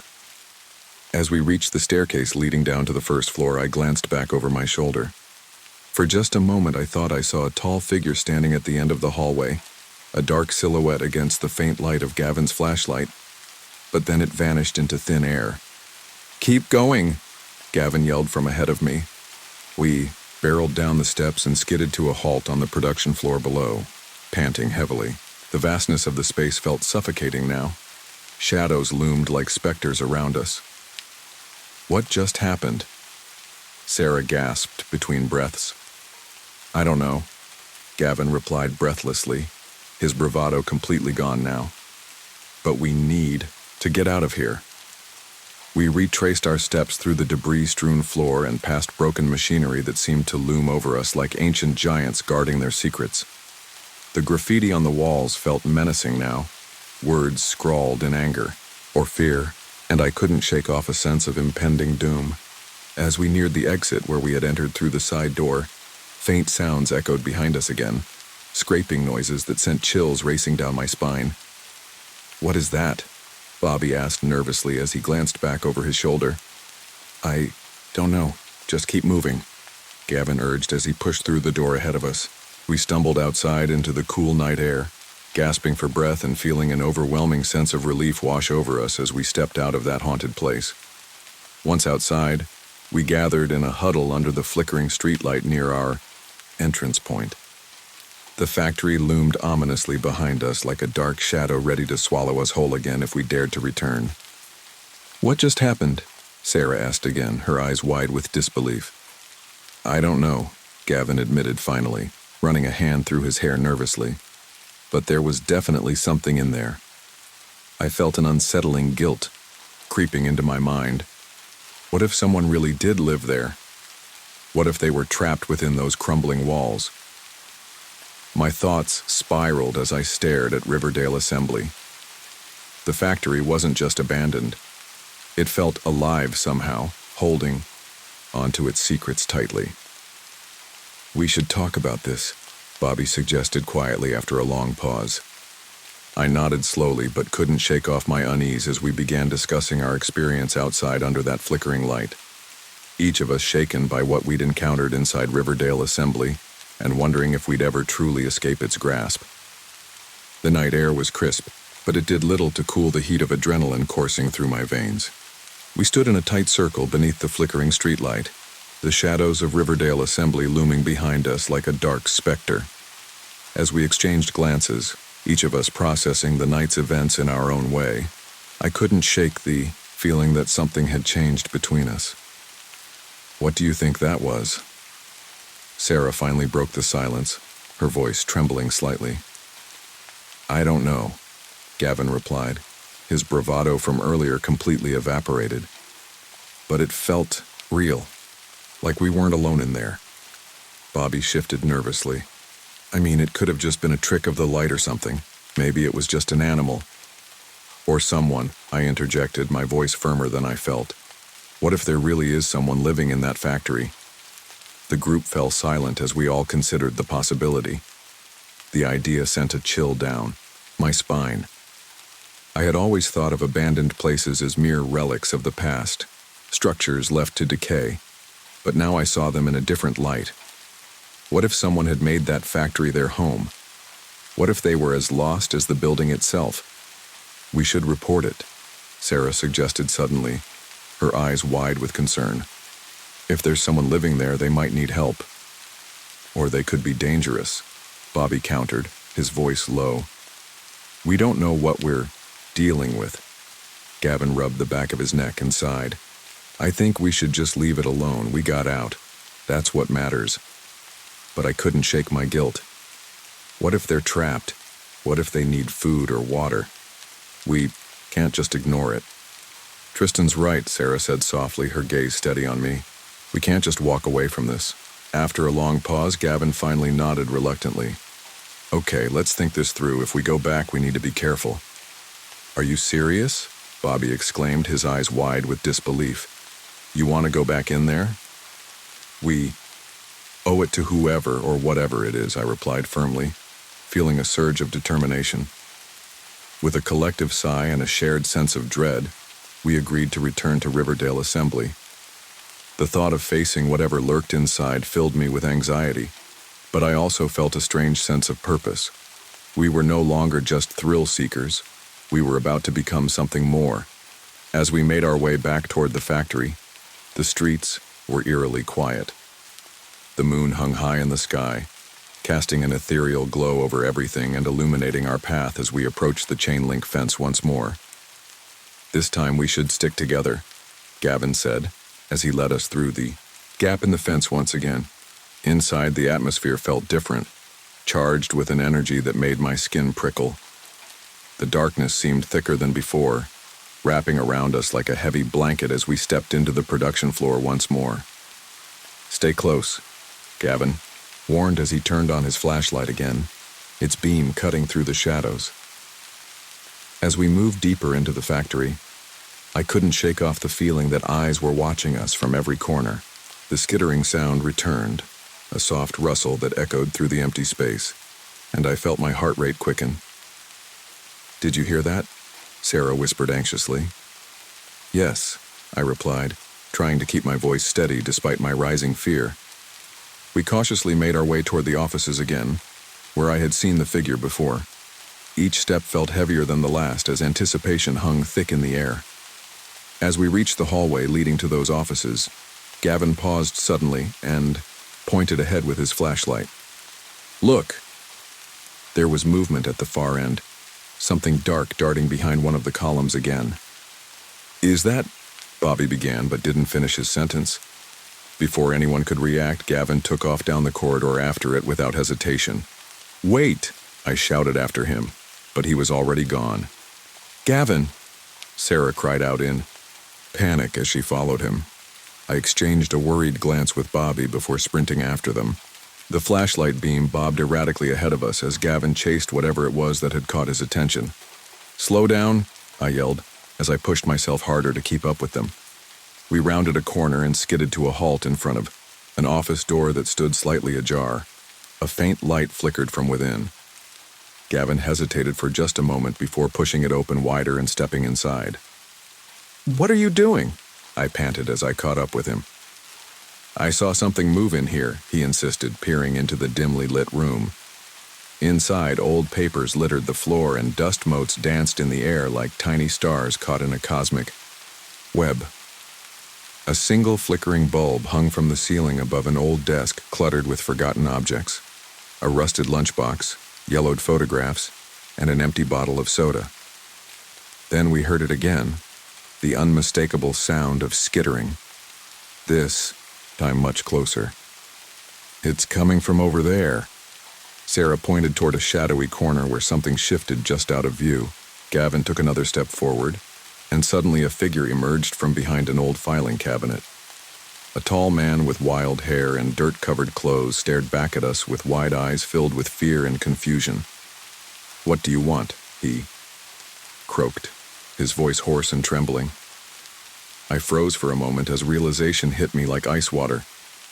This wasn't some ghost or figment of our imagination. This was real. We didn't mean any harm," Gavin stammered awkwardly as he raised his hands defensively. The man's gaze darted between us nervously as he backed away slowly into deeper shadows. "You shouldn't be here. You need to leave." And just like that, our adventure transformed into something entirely different, a confrontation with reality that would change everything for all of us involved.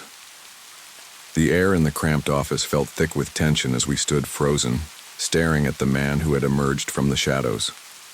His clothes were tattered, and his face was smeared with dirt, but what struck me most were his eyes, wide and filled with a mix of fear and desperation. At that moment, I realized that we weren't just trespassers in an abandoned factory. We had stumbled into someone's life, someone who had been living in this decaying place perhaps for a long time. "Please," he said again, his voice shaky. "You need to go. This place isn't safe." Gavin took a cautious step forward, his flashlight beam illuminating the man's face. "We didn't mean to intrude," he said, trying to sound calm. "We just wanted to explore." "Explore?" The man scoffed, shaking his head. "This isn't a playground. It's a graveyard." "Graveyard?" I echoed, my heart racing. "What do you mean?" He glanced nervously over his shoulder as if expecting something to come crashing through the door at any moment. "You don't understand," he whispered urgently. "This factory has secrets, bad ones. You shouldn't be here." "What kind of secrets?" Sarah asked, her voice barely above a whisper. The man hesitated, looking between us as if weighing his options. Finally, he sighed and ran a hand through his tangled hair. "Look, I've been living here for months. I thought I was alone, but then I started hearing things. Voices, footsteps, things moving in the dark." He shuddered at the memory. "Is that what we heard?" Bobby asked incredulously. "Probably," the man replied grimly. "I'm not the only one here anymore." "What do you mean?" Gavin pressed, his curiosity piqued despite the danger of the situation. "There are others," he said quietly, glancing around as if afraid someone might overhear him. "People who come here looking for shelter or something worse. They don't take kindly to strangers." My stomach churned at the thought of what might be lurking in the shadows of this factory. People desperate enough to make this crumbling structure their home, potentially hostile and unpredictable. "Why don't you leave?" I asked cautiously, trying to understand his situation. "I can't," he replied bitterly. "I have nowhere else to go." His voice cracked as he continued. "I lost everything, my job, my family. This place is all I have left." A heavy silence settled over us as we processed his words. The reality of his situation hit me hard. This wasn't just some urban legend or ghost story. It was a real person struggling to survive against all odds. "We can help you," Sarah said suddenly, her voice filled with compassion. "If you want to leave this place." He shook his head vehemently. "No, you don't understand. They'll come for me if I try to leave." "Who will?" Gavin asked urgently. "The others?" he replied, his eyes darting toward the door again as if expecting someone to burst in at any moment. "They're not like you. They don't care about rules or laws. They'll do whatever it takes to protect their territory." As he spoke, I felt a chill creep down my spine. The idea of facing other people in this desolate place was far more terrifying than any ghost story we had imagined before coming here. "We should go," Bobby urged quietly, glancing nervously toward the door. "No," Gavin insisted stubbornly. "We can't just leave him here." "But what can we do?" I countered, feeling torn between wanting to help and knowing we were out of our depth. The man looked at us with a mix of desperation and gratitude. "If you really want to help me, you need to get me out of here before they find out you're here." "How do we do that?" Sarah asked. He took a deep breath and seemed to gather himself. "There's a back exit, a service door that leads outside, but it's guarded." His voice dropped lower, as if speaking louder would summon danger from the shadows. "If we can sneak past them, then let's do it," Gavin said decisively. I felt a surge of anxiety wash over me as we prepared to follow this stranger, deeper into the unknown parts of Riverdale Assembly, a place that had already proven itself dangerous once tonight. The man led us through another narrow hallway that branched off from the office space. As we walked, I couldn't shake off the feeling that we were being watched. Every creak of metal or rustle of paper sent my heart racing. "Stay close," he whispered as he turned another corner into what appeared to be an old storage area, filled with dusty crates and broken machinery. "Where are they?" Bobby asked nervously as we moved through the maze of debris.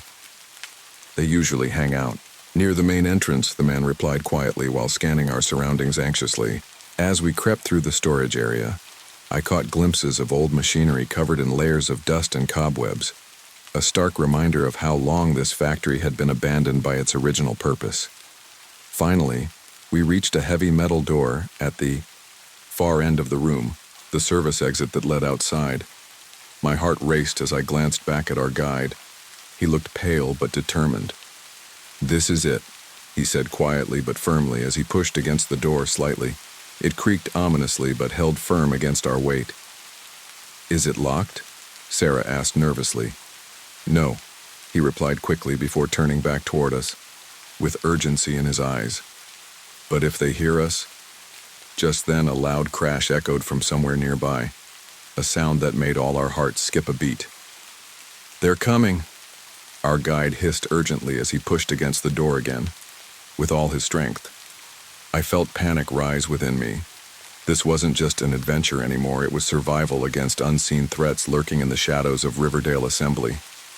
As we brace ourselves for whatever was about to happen next, I realized that our lives were intertwined with this stranger's fate, and whether we would all make it out alive remained uncertain in that darkened factory filled with secrets best left buried deep within its walls.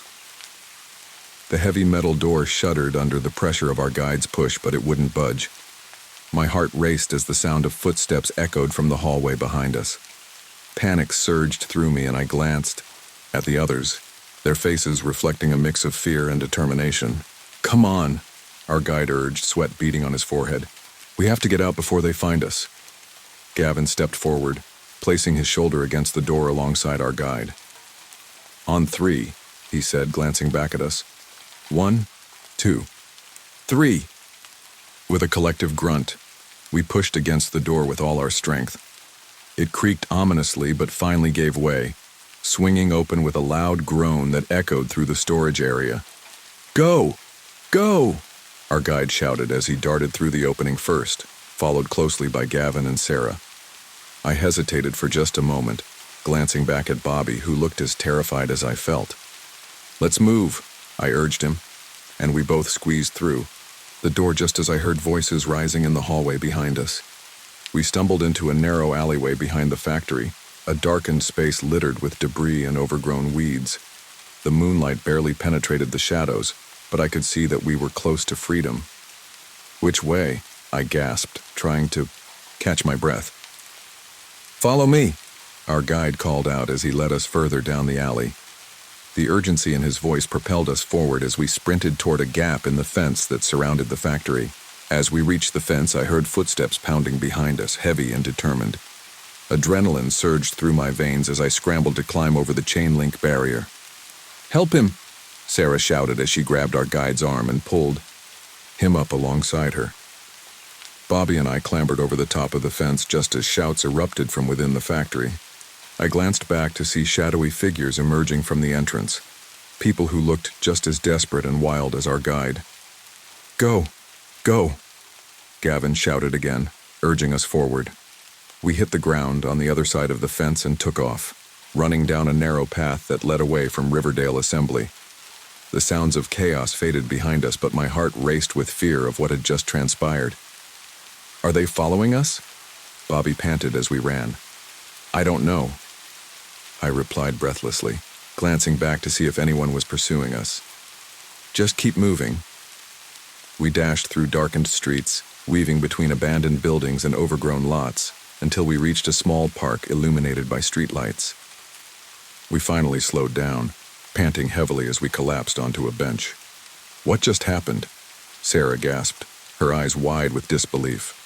Our guide slumped against a tree nearby, his chest heaving with exertion. "Thank you," he said hoarsely. "I didn't think anyone would come back for me." "We couldn't leave you there," Gavin replied, still catching his breath. "But who were those people?"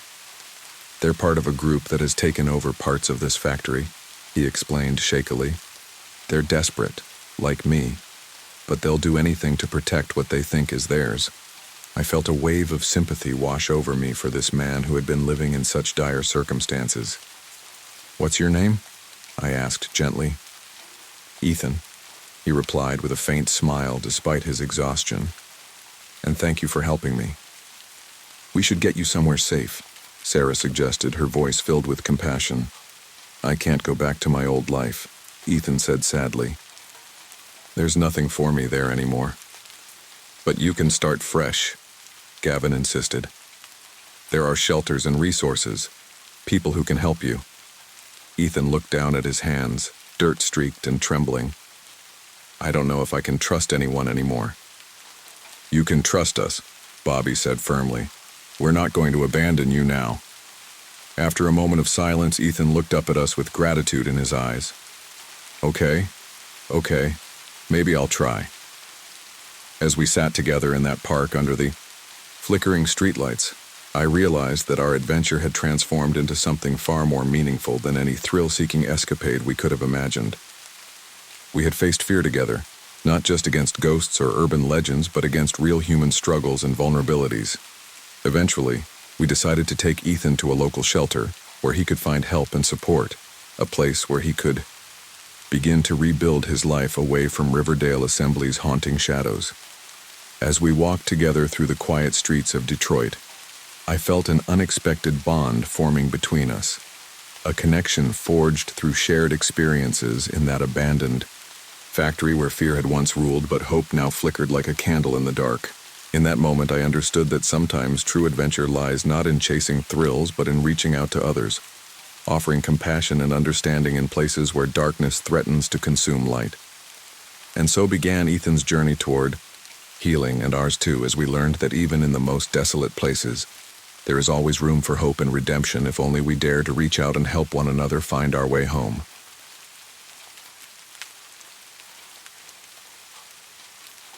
My name is Sarah Thompson, and I grew up in a quiet town in Arkansas. When I was 10 years old, my family moved into a modest house on Maplewood Drive. It wasn't anything special. 3 bedrooms, a small kitchen, and a basement my parents used for storage. At first, everything seemed normal, just another house in another neighborhood. One evening, my mom asked me to go down to the basement to grab some old photo albums. I didn't think twice about it. I opened the basement door, flipped the switch, and watched as the dim light bulb flickered before staying on. The wooden stairs creaked under my weight as I made my way down. The basement was cluttered with boxes, old furniture, and tools my dad rarely used. As I reached the bottom step, I felt an odd chill in the air. It wasn't freezing cold, but it was noticeable, different from the warmth upstairs. I ignored it and walked toward the shelves where my mom said the albums were stored. As I rummaged through the boxes, I felt something strange, a prickling sensation at the back of my neck. It was like someone was standing right behind me.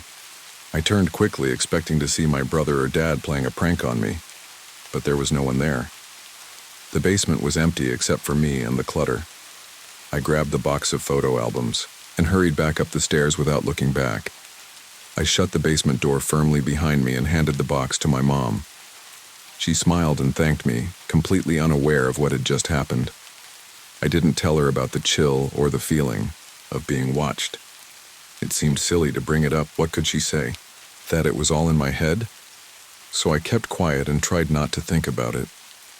After that night, I avoided going down to the basement unless absolutely necessary. Every time I opened that door, I felt uneasy, as if something was waiting for me down there.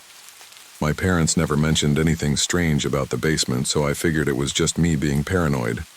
But deep down, I knew something wasn't right with that space. It wasn't just a storage room. It felt like there was more to it than met the eye.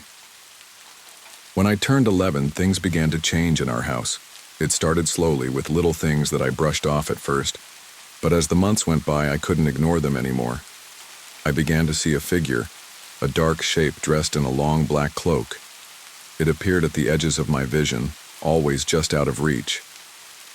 One afternoon, I was sitting at the kitchen table, doing my homework. The sun was shining outside and everything seemed normal. As I looked up from my math problems, I caught a glimpse of the figure standing in the hallway. It was facing away from me, looking toward the front door as if waiting for someone to arrive. I blinked and rubbed my eyes, thinking it was just a trick of the light, but when I looked again, it was still there. My heart raced as I stared at it. It didn't move or make a sound, just stood there like it was part of the house itself. "Sarah?" my mom called from another room. I quickly turned my head to answer her. "Yeah? Are you okay?" she asked. "Yeah, I'm fine," I replied, but my voice felt shaky. When I looked back toward the hallway, the figure was gone. I felt a mix of relief and confusion. Had I really seen it? Was it just my imagination? I didn't want to think about it too much, so I focused on my homework again. Over the next few weeks, I saw the cloaked figure more often. It would appear in different places, sometimes in the hallway, sometimes near the stairs. Each time it vanished as soon as I turned to look directly at it. My brother Jake would sometimes walk by and ask what I was staring at, but whenever I tried to point it out, he would just laugh and say there was nothing there. One evening, while watching TV with my family, I thought I saw it again standing by the front window. The sun had set and shadows filled the room. I glanced over and saw the figure clearly outlined against the glass. It looked like it was watching us inside the house. "Mom," I shouted suddenly. "What is it?" she asked, startled. "Do you see that?" I pointed toward the window. She looked where I was pointing but shook her head. "See what?" I felt embarrassed and frustrated. "Never mind," I said quietly. As time went on, these sightings became more frequent. Sometimes when I walked down the hallway alone at night, I would feel a chill run through me as if someone were right behind me. When I'd turn around quickly to check, there would be nothing there, just shadows and silence. I started to keep my bedroom door closed at night and avoided looking down dark hallways whenever possible. The figure became a part of my life. Strange presence that lurked in our home but never seemed to mean any harm. Still, there was something unsettling about it. Why did it only appear to me? Why didn't anyone else see what I saw? These questions lingered in my mind as each day passed without answers. The cloaked figure remained an enigma, a shadow that followed me through my everyday life but never revealed its purpose or intention. By the time I turned 12, things in our house started to get even weirder. It wasn't just the cloaked figure anymore. Strange things began happening all around me. Doors would creak open or slam shut when no one was around. My family didn't seem to notice, but I did. I knew something was off. One Saturday afternoon, I was home alone while my parents ran errands. Jake was at a friend's house, and I had the whole place to myself. I decided to watch a movie in the living room. I settled onto the couch, grabbed a bowl of popcorn, and turned on the TV. About halfway through the movie, I heard a noise from the hallway. It sounded like a door creaking open. I paused the movie and listened carefully. The sound came again, slow and deliberate. My heart began to race.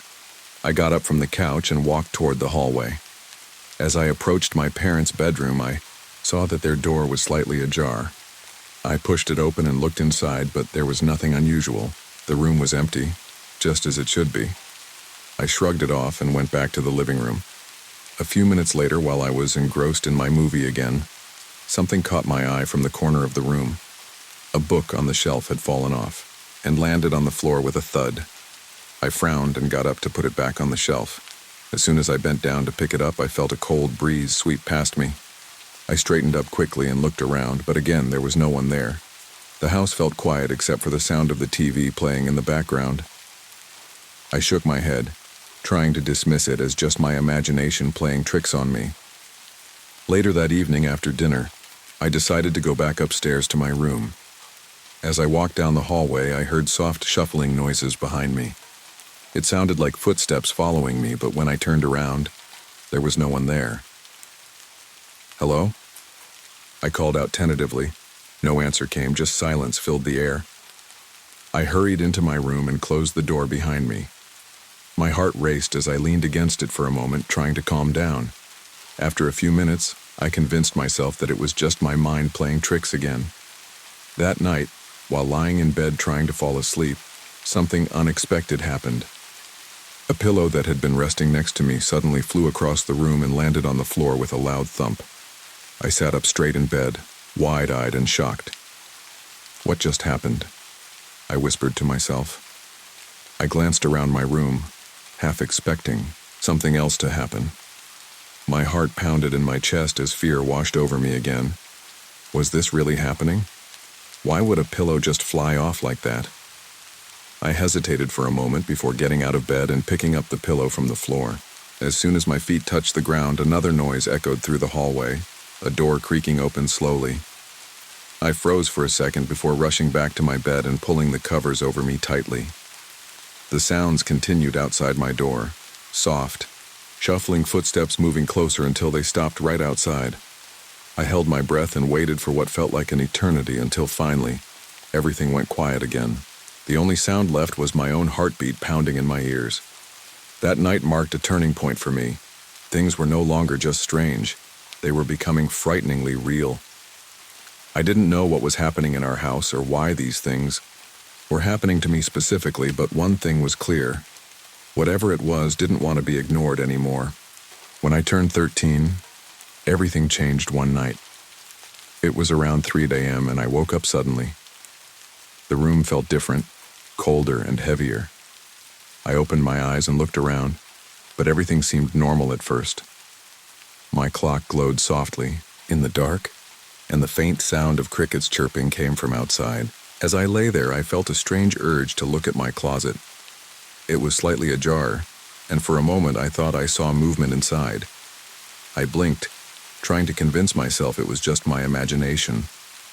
But then I saw it again, a shadow shifting just beyond the door. I sat up in bed and rubbed my eyes. "This is ridiculous," I whispered to myself. "It's just a closet." But the feeling of unease washed over me again. I couldn't shake the idea that something was hiding in there.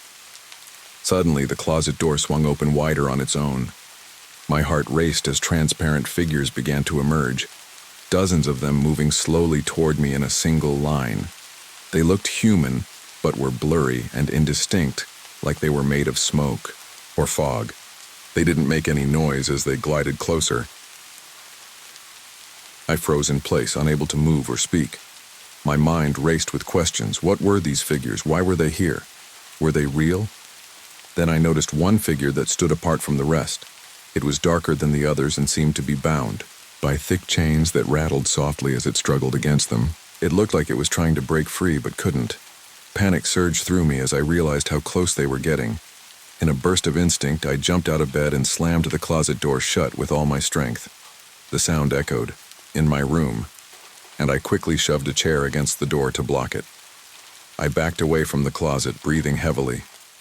The figures had vanished as soon as I moved, but that chained figure remained etched in my mind, a haunting image that filled me with dread.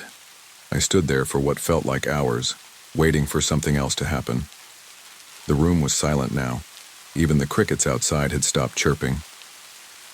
My heart pounded in my chest as I glanced at the clock. It was still early morning. After a while, I finally gathered enough courage to approach the closet again. Slowly, I pulled the chair away from the door and opened it slightly, ready to confront whatever lay inside. But when I peeked in, it was empty, just my clothes hanging quietly on their hangers. I let out a sigh of relief, but couldn't shake off the feeling that something had changed that night. Those figures weren't just figments of my imagination. They felt real, and that chained figure, it felt like a warning. The next day at school, I tried to act normal around my friends and teachers, but inside I was still shaken by what had happened. No one else seemed to notice anything strange about our house or talk about seeing figures or shadows. I began to wonder why these experiences only happened to me. Why didn't anyone else see what I saw? Why did it feel like this presence was specifically targeting me?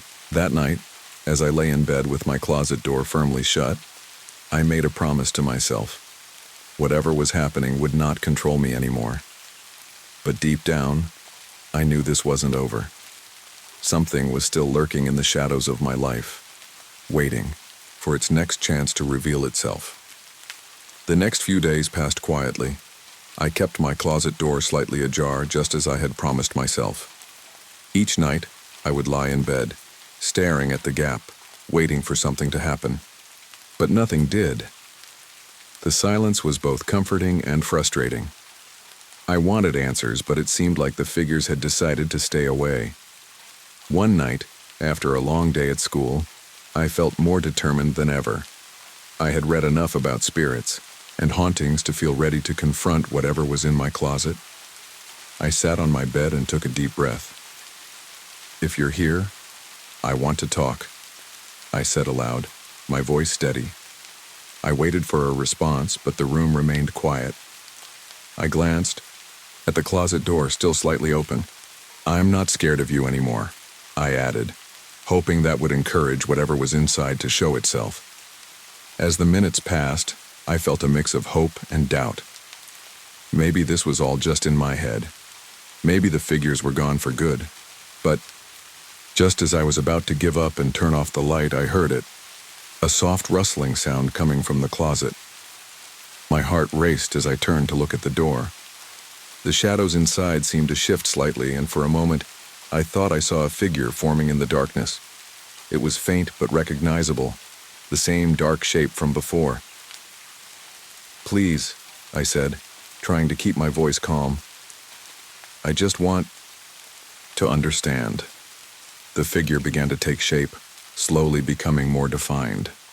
It looked like a person wrapped in a cloak, but its face was still obscured by shadows. The chains from before were gone. Instead, it stood there silently as if waiting for me to say something more. "Are you trapped?" I asked softly. "Is that why you've been here?" For a moment nothing happened. Then the figure leaned slightly forward, as if acknowledging my question. It didn't speak or make any noise. It simply stood there, watching me. "I want to help you," I continued, "but I need you to tell me what you want." The figure remained still for a few moments longer, before it began to fade away into the shadows again. Panic surged through me. I didn't want it to leave without answering. "Wait!" I called out desperately. "Please don't go!" Just then, a soft whisper filled the air, barely audible but clear enough for me to hear. "Help!" The core word echoed in my mind, sending chills down my spine. It was simple yet powerful. This figure wasn't here to haunt me. It needed help. "I will help you," I promised aloud, feeling more determined than ever. With that promise hanging in the air, the figure faded completely into nothingness. The room felt lighter now, as if a weight had been lifted off my shoulders. From that night on, things changed in my house again, but this time for the better. The strange noises stopped completely, and my dreams became peaceful instead of filled with shadows and fear. I never saw the cloaked figure again after that night, but I often thought about it and what it might have wanted. Maybe it was looking for someone who could listen, someone who could acknowledge its pain. As for me, I learned that facing fears head-on can lead to understanding and closure. Even though those experiences were frightening at times, they taught me valuable lessons about courage and compassion. Now, as an adult living far from that house on Maplewood Drive, there's one thing that remains unchanged. I never sleep with my closet door open. It's a small habit that reminds me of what happened back then, a reminder that some shadows can be faced and understood if we are brave enough to try.